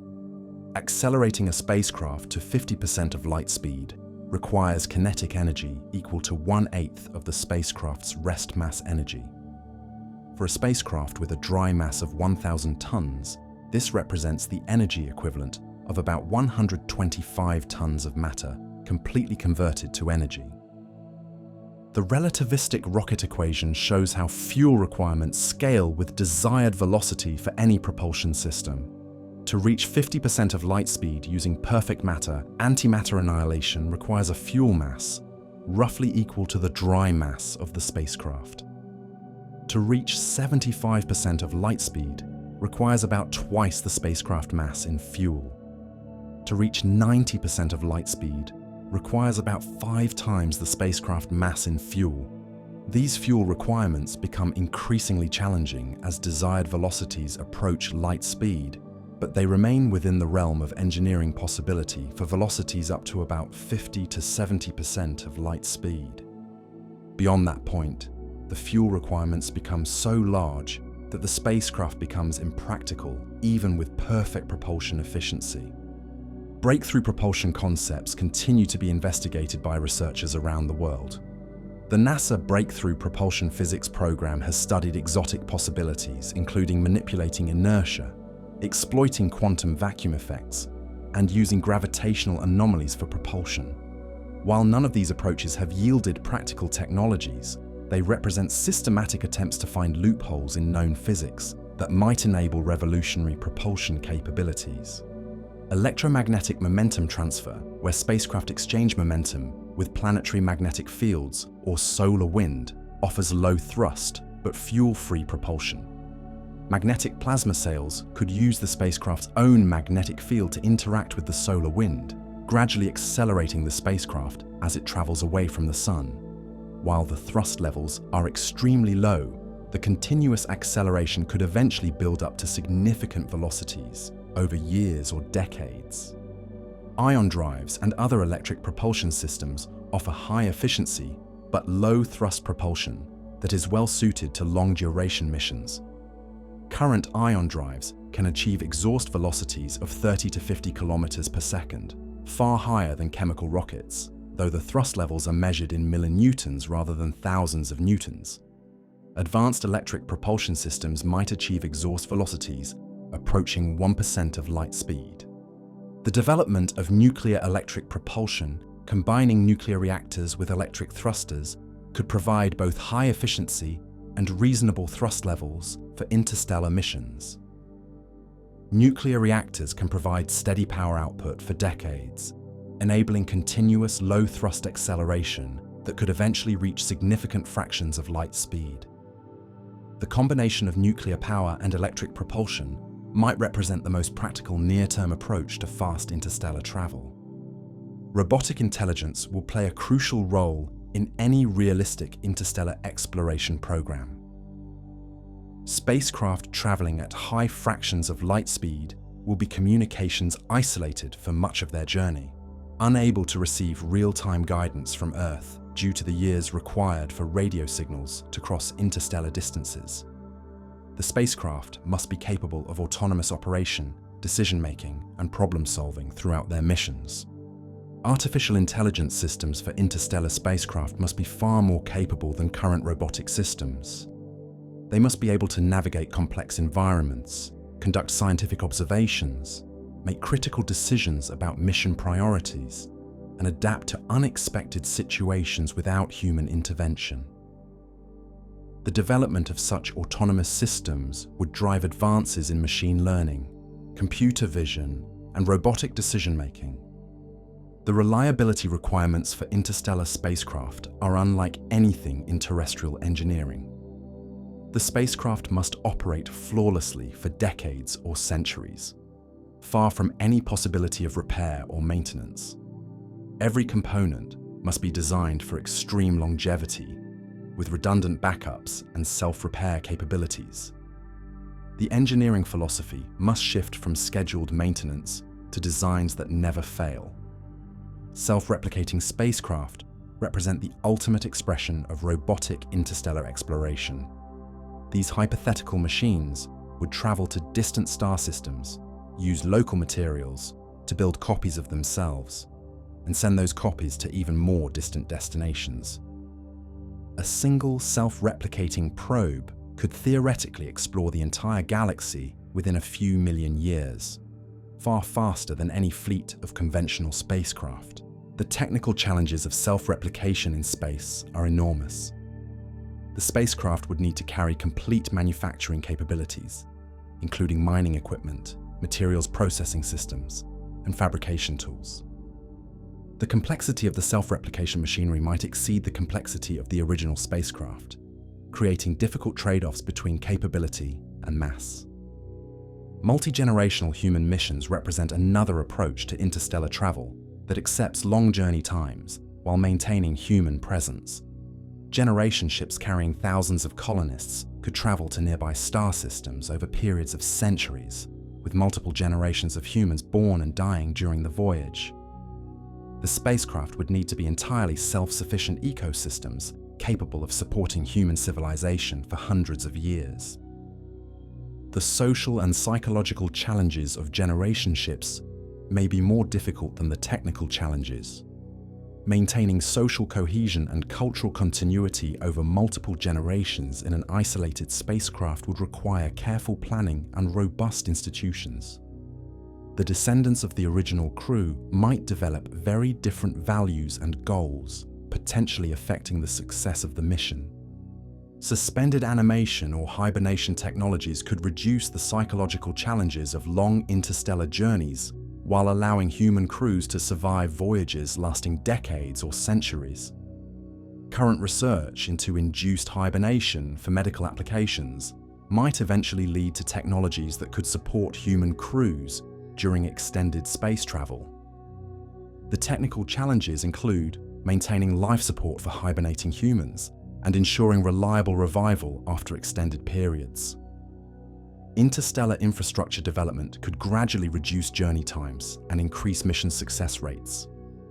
Fuel depots, communication relays, and repair facilities placed at intermediate points along interstellar routes could support spacecraft traveling at lower velocities. Such infrastructure would require enormous initial investments, but could enable sustainable interstellar transportation networks. The economics of interstellar travel will ultimately determine which approaches prove practical. High-speed missions using exotic propulsion require massive initial investments, but complete their journeys quickly. Slower missions using conventional propulsion require smaller initial investments, but consume resources over extended periods. The optimal approach depends on the relative costs of capital, energy, and time for the civilization undertaking the missions. Current technology assessment suggests that robotic missions traveling at 5 to 10% of light speed represent the most achievable near-term goal for interstellar exploration. Such missions would reach nearby star systems within 50 to 100 years. A long time by human standards, but manageable for robotic systems. These missions could use solar sails, ion drives, or modest nuclear propulsion systems within the capabilities of advanced spacefaring civilizations. Human interstellar missions will likely require either breakthrough propulsion technologies that can achieve 20 to 50% of light speed, or generation ship approaches that accept journey times of centuries. The choice between these approaches will depend on technological developments in propulsion, life support, artificial intelligence, and material science over the coming decades and centuries. The patient accumulation of interstellar capability through incremental technological advancement may ultimately prove more successful than waiting for revolutionary breakthroughs in fundamental physics. Each improvement in propulsion efficiency, structural materials, life support systems, and robotic intelligence brings interstellar travel closer to practical reality, even if faster than light travel remains forever beyond our reach. Despite the overwhelming evidence that faster than light travel violates fundamental physics, requires impossible amounts of exotic matter, and threatens the logical consistency of the universe itself, we continue to dream of warp speed. The Enterprise, leaping to warp factor 8, captures our imagination in ways that realistic ion drives and solar sails never could. This persistent fascination with faster-than-light travel reveals something profound about human psychology, our relationship with time and distance, and our deepest fears about cosmic isolation. The dream of warp speed taps into psychological needs that are far older than our understanding of relativity or quantum mechanics. Throughout human history, transportation technologies have been symbols of freedom, power, and transcendence of natural limitations. The horse allowed us to travel faster than our legs could carry us. Ships enabled us to cross oceans that would drown any swimmer. Aircraft lifted us above the earth in defiance of gravity. Each breakthrough expanded our sense of what was possible and fed our hunger for even greater capabilities. Faster than light travel represents the ultimate expression of this technological transcendence. It promises not just faster transportation, but liberation from the fundamental constraints of space and time. In a universe where light speed is the ultimate limit, warp drive offers escape from cosmic imprisonment. It transforms the galaxy from an impossibly vast emptiness into a manageable neighborhood where distant civilizations become accessible neighbors. The psychological appeal of instant travel runs deeper than mere convenience. Human consciousness exists in the present moment, and we experience the passage of time as a continuous flow from past to future. Journey times measured in decades or centuries challenge our ability to think meaningfully about goals and destinations. We can plan for next year or even next decade, but planning for arrivals that will occur after our deaths requires a fundamental shift in how we think about purpose and achievement. Faster-than-light travel collapses these psychological distances, making interstellar destinations feel immediate and achievable. The Enterprise crew can explore strange new worlds and return home for dinner, maintaining the human scale of adventure even while operating on cosmic scales. Without faster-than-light travel, interstellar exploration becomes either a robotic endeavor that excludes direct human participation or a multi-generational commitment that no individual can complete. The fear of cosmic loneliness drives much of our fascination with faster-than-light travel. The universe appears to be largely empty, with vast distances separating the rare islands of matter and energy where life might exist. If we are truly isolated by the cosmic speed limit, unable to reach other civilizations, or for them to reach us, then we face the possibility of eternal solitude on a scale that dwarfs any earthly experience of isolation. Science fiction has always served as a psychological laboratory where we explore our hopes and fears about the future. Faster-than-light travel enables the kinds of stories that address our deepest concerns about humanity's place in the universe. Without warp drive or hyperspace, science fiction would be limited to either near-future stories set within our solar system or far-future stories where human civilization has been fundamentally transformed by the passage of time. The optimistic vision of faster-than-light travel promises that human nature and human values can remain recognizable even as we spread among the stars. Captain Kirk and his crew are fundamentally 20th century humans with 23rd century technology. They retain contemporary emotions, relationships, and moral frameworks while exploring a galaxy made accessible by warp drive. This continuity across cosmic distances and times provides reassurance that human identity can survive the expansion into space. Conversely, the absence of faster-than-light travel forces us to confront uncomfortable truths about change, mortality, and the limits of individual achievement. Realistic interstellar travel requires either accepting that we will never personally visit other star systems or committing to journeys that will transform us beyond recognition. Generation ships carry the descendants of their original crews to destinations that the original crew will never see. Such realities challenge our assumptions about personal agency and the meaning of exploration. The technological optimism that characterized much of the 20th century created expectations that may have been unrealistic from the beginning. The rapid pace of advancement in electronics, materials science, and space technology during the 1950s and 60s suggested that any technological goal might be achievable given sufficient time and resources. Faster-than-light travel seemed like just another engineering challenge, albeit a particularly difficult one. This optimism was reinforced by the apparent success of theoretical physics in describing previously impossible phenomena. If quantum mechanics could explain the behavior of atoms and relativity could describe the motion of galaxies, perhaps future theories would reveal loopholes in the cosmic speed limit. The history of physics is filled with seemingly impossible things that became routine technologies, from radio communication to nuclear power. But the limits imposed by relativity appear to be qualitatively different from previous technological barriers. Earlier obstacles were overcome by discovering new physical phenomena or developing better engineering techniques.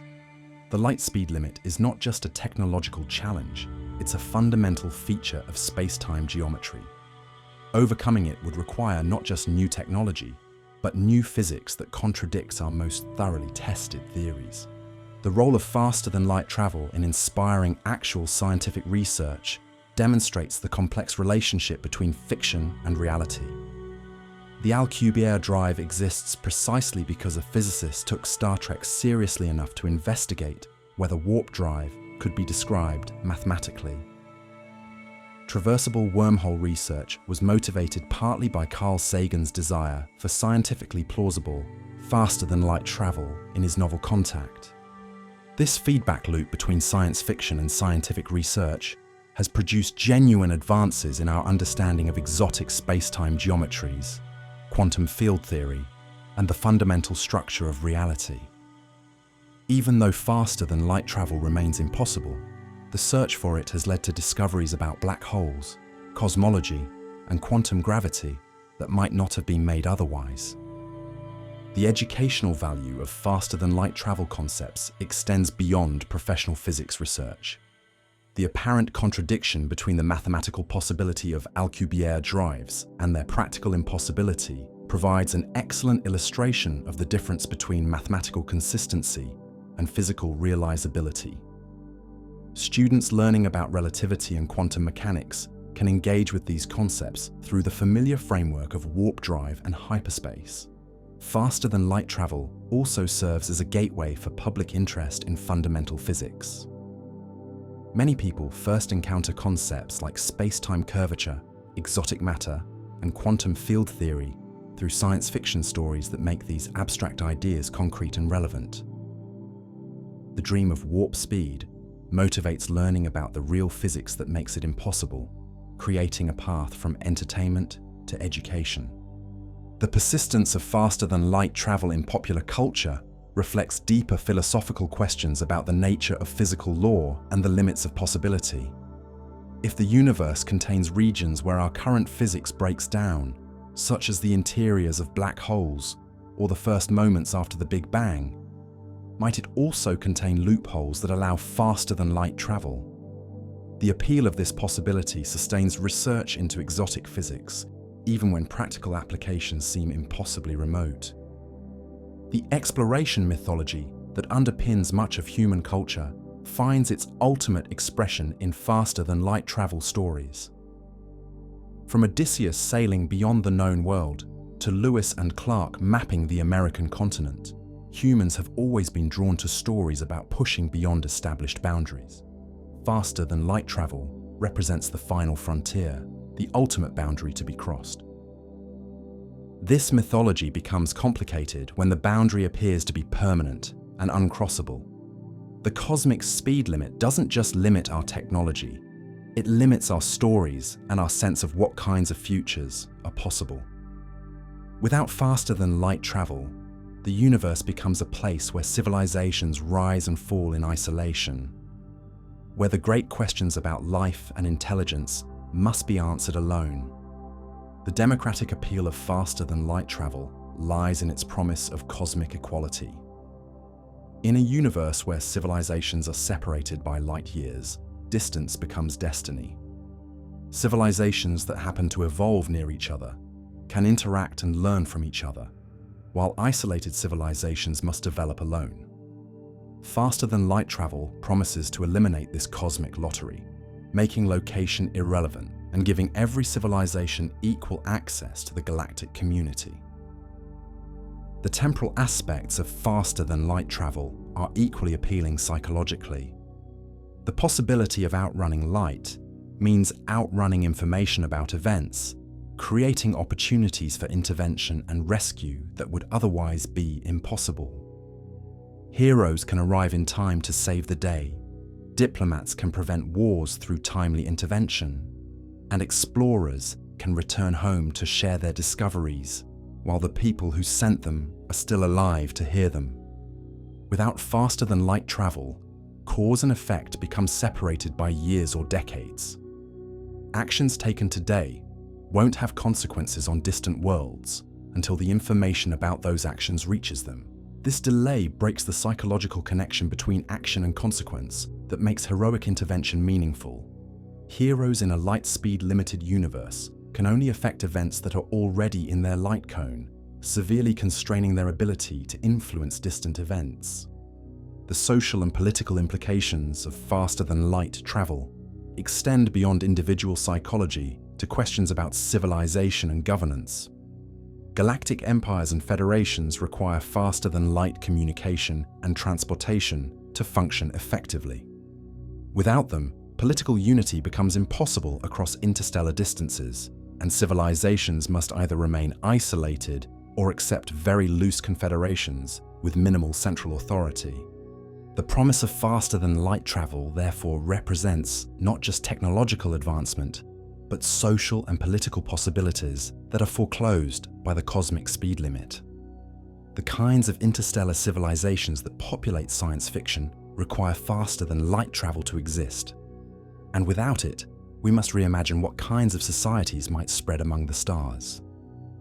Economic models of interstellar civilization also depend heavily on faster-than-light travel assumptions. Trade between star systems only makes sense if transportation costs and delivery times are reasonable compared to the value of the goods being transported. Information and entertainment might be valuable enough to justify light-speed transmission delays, but physical goods would need faster-than-light shipping to create meaningful interstellar commerce. The absence of faster-than-light travel forces us to consider economic models based on local self-sufficiency rather than interstellar trade. Each star system would need to develop its own industrial base and supply chains, with only the most valuable information and technologies being shared across interstellar distances.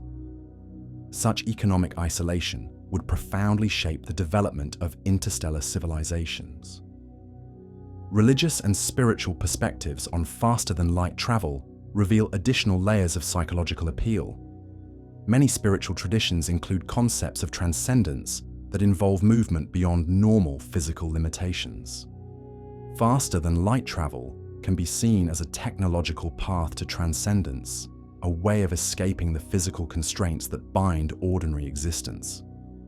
The ability to move faster than light also resonates with concepts of omnipresence and universal connection found in many religious traditions.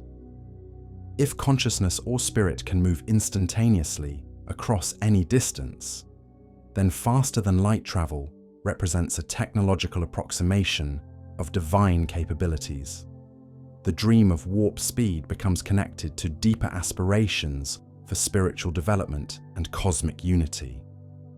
The artistic and aesthetic appeal of faster-than-light travel provides another dimension to its psychological attraction.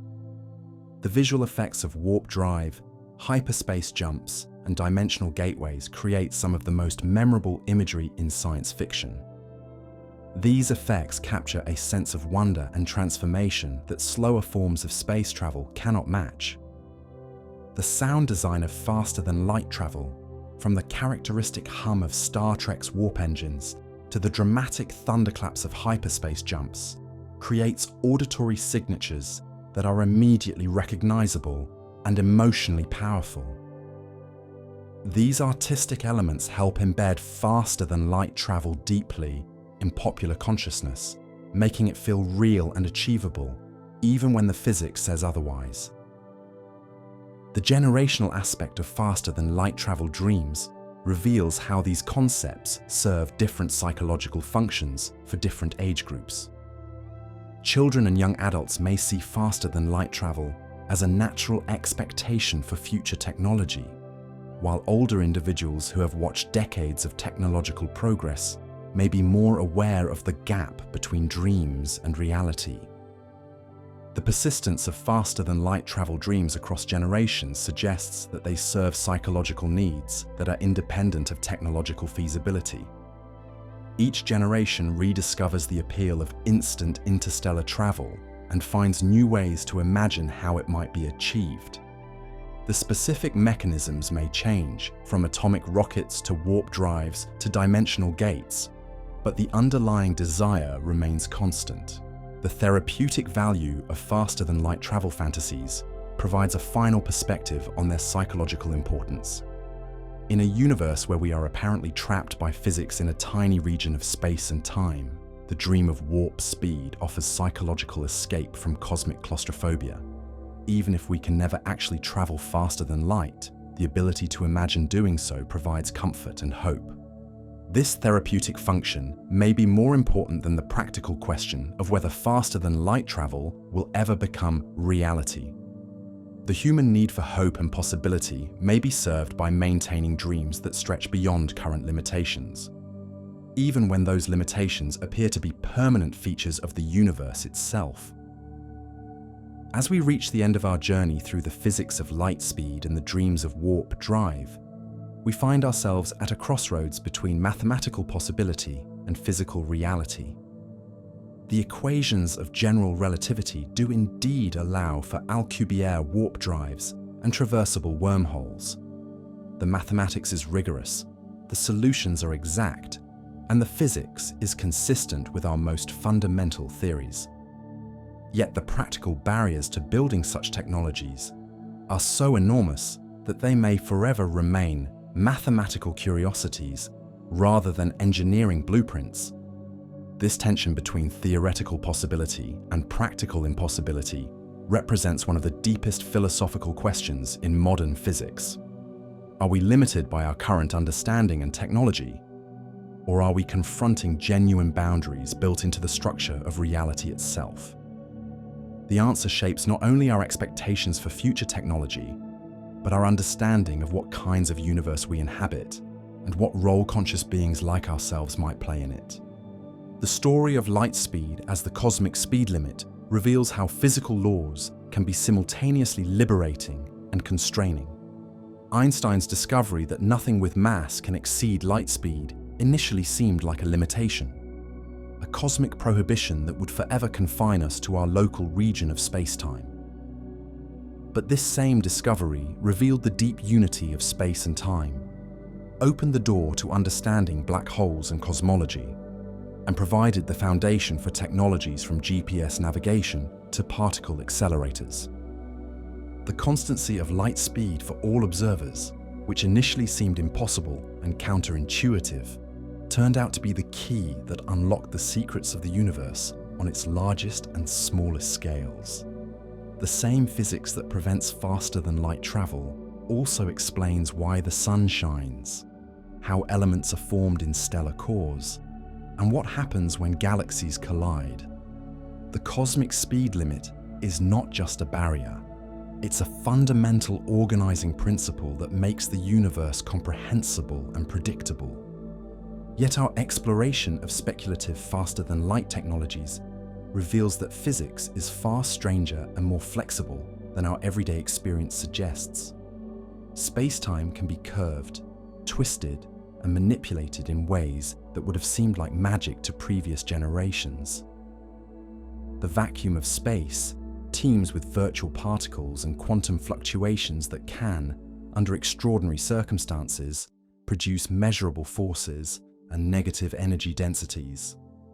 The Alcubierre warp drive demonstrates that faster-than-light travel doesn't necessarily violate the fundamental principles of relativity. By manipulating space-time itself rather than accelerating through it, the warp drive sidesteps the infinite energy requirements that plague conventional approaches to faster-than-light travel. The spacecraft never locally exceeds light speed, preserving causality and avoiding the paradoxes that would otherwise make faster-than-light travel logically impossible. But the exotic matter requirements for warp drives push us to the very boundaries of what might be physically possible. Negative energy densities exist in nature, as demonstrated by the Casimir effect and other quantum phenomena. But scaling them up to macroscopic levels requires concentrations and amounts that may violate fundamental quantum inequalities. The universe appears to have built in protection mechanisms that prevent the large accumulations of exotic matter that warp drives would require. Traversable wormholes face similar challenges, requiring exotic matter to keep the tunnel through space-time from collapsing before anything can pass through. The mathematical framework for wormholes is elegant and well established, but the engineering requirements involve manipulating the fundamental structure of space-time in ways that may be beyond the capabilities of any civilization, no matter how advanced. The time travel paradoxes that inevitably accompany faster-than-light travel provide another layer of protection for the cosmic speed limit. The universe seems to be organized in such a way that violations of causality are prevented not just by energy requirements or exotic matter constraints, but by the logical inconsistencies they would create. Nature appears to abhor paradoxes as much as it abhors vacuums. Stephen Hawking's chronology protection conjecture suggests that quantum effects would automatically prevent the formation of closed, time-like curves, making time travel impossible even if the classical physics allows it. The universe may have multiple layers of defense against causality violations, ensuring that the logical structure of reality remains intact even as we push the boundaries of what's physically possible. These various barriers to faster-than-light travel may not be independent limitations, but different aspects of a single, deeper principle that governs the structure of space-time. The energy requirements, exotic matter constraints, quantum inequalities, and causality protections may all reflect the same underlying requirement that the universe remain logically consistent and physically stable.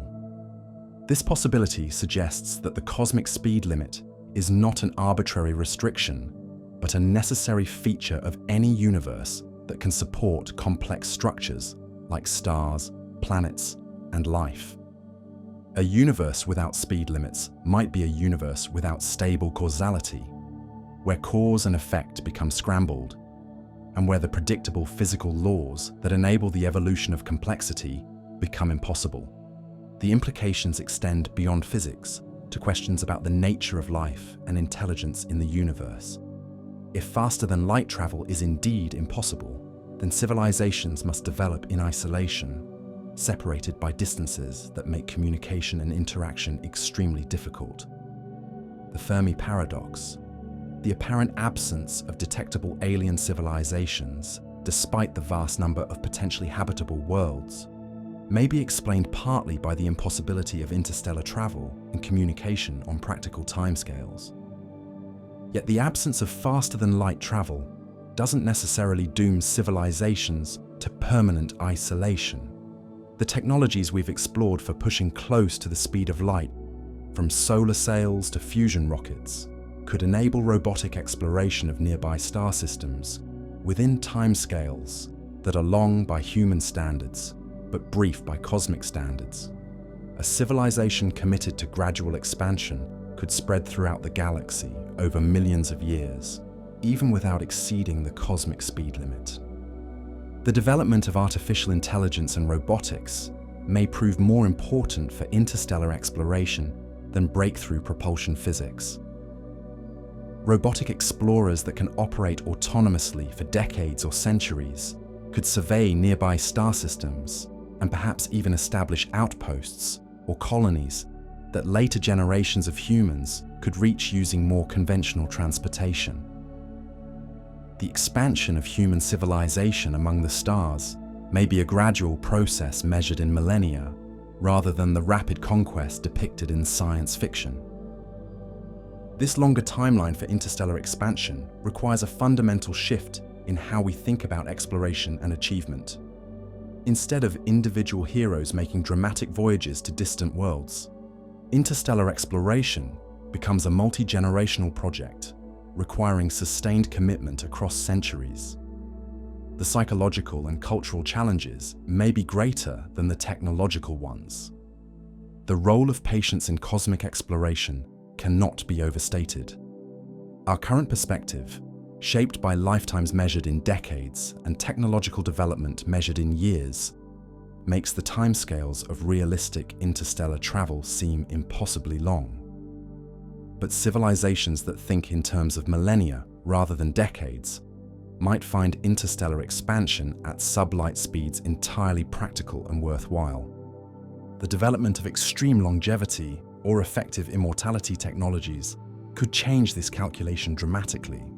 If individual humans could live for centuries or millennia, then even slow interstellar journeys would become personally achievable rather than multi-generational commitments. The relationship between human lifespan and cosmic distances may be more important for interstellar exploration than breakthrough propulsion physics. Generation ships and suspended animation represent attempts to bridge the gap between human timescales and cosmic distances without violating physical laws. These approaches acknowledge the constraints imposed by the cosmic speed limit while finding ways to make interstellar travel psychologically and socially manageable. They represent mature responses to physical limitations rather than attempts to circumvent them. the economic and social structures required to support realistic interstellar exploration would be unlike anything in current human experience. Projects spanning centuries or millennia require institutional stability and continuity that challenge our understanding of how civilizations maintain coherence over time. The greatest barriers to interstellar exploration may be social and political rather than technological.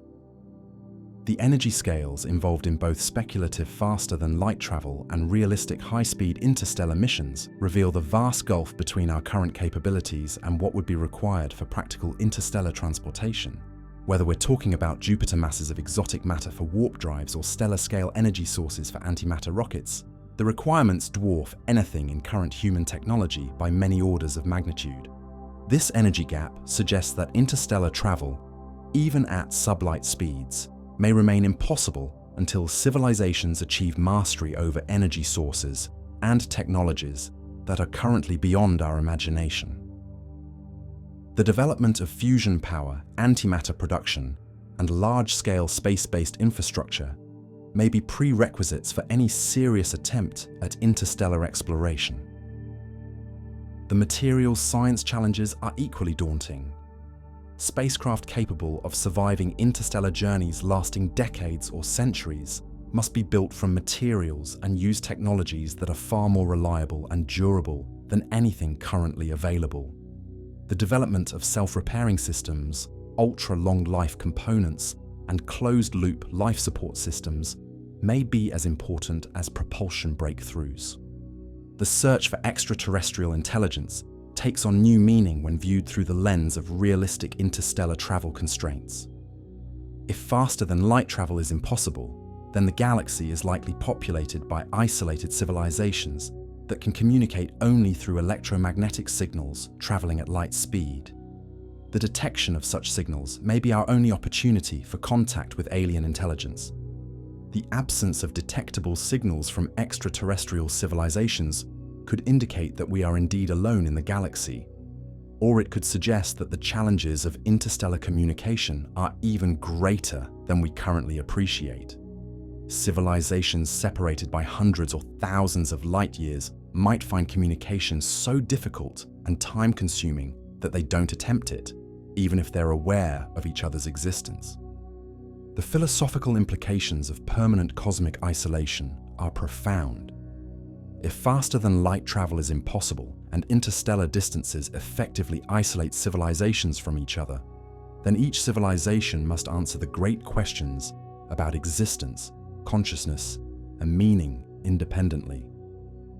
There can be no galactic community sharing wisdom and knowledge, only scattered islands of intelligence developing in isolation.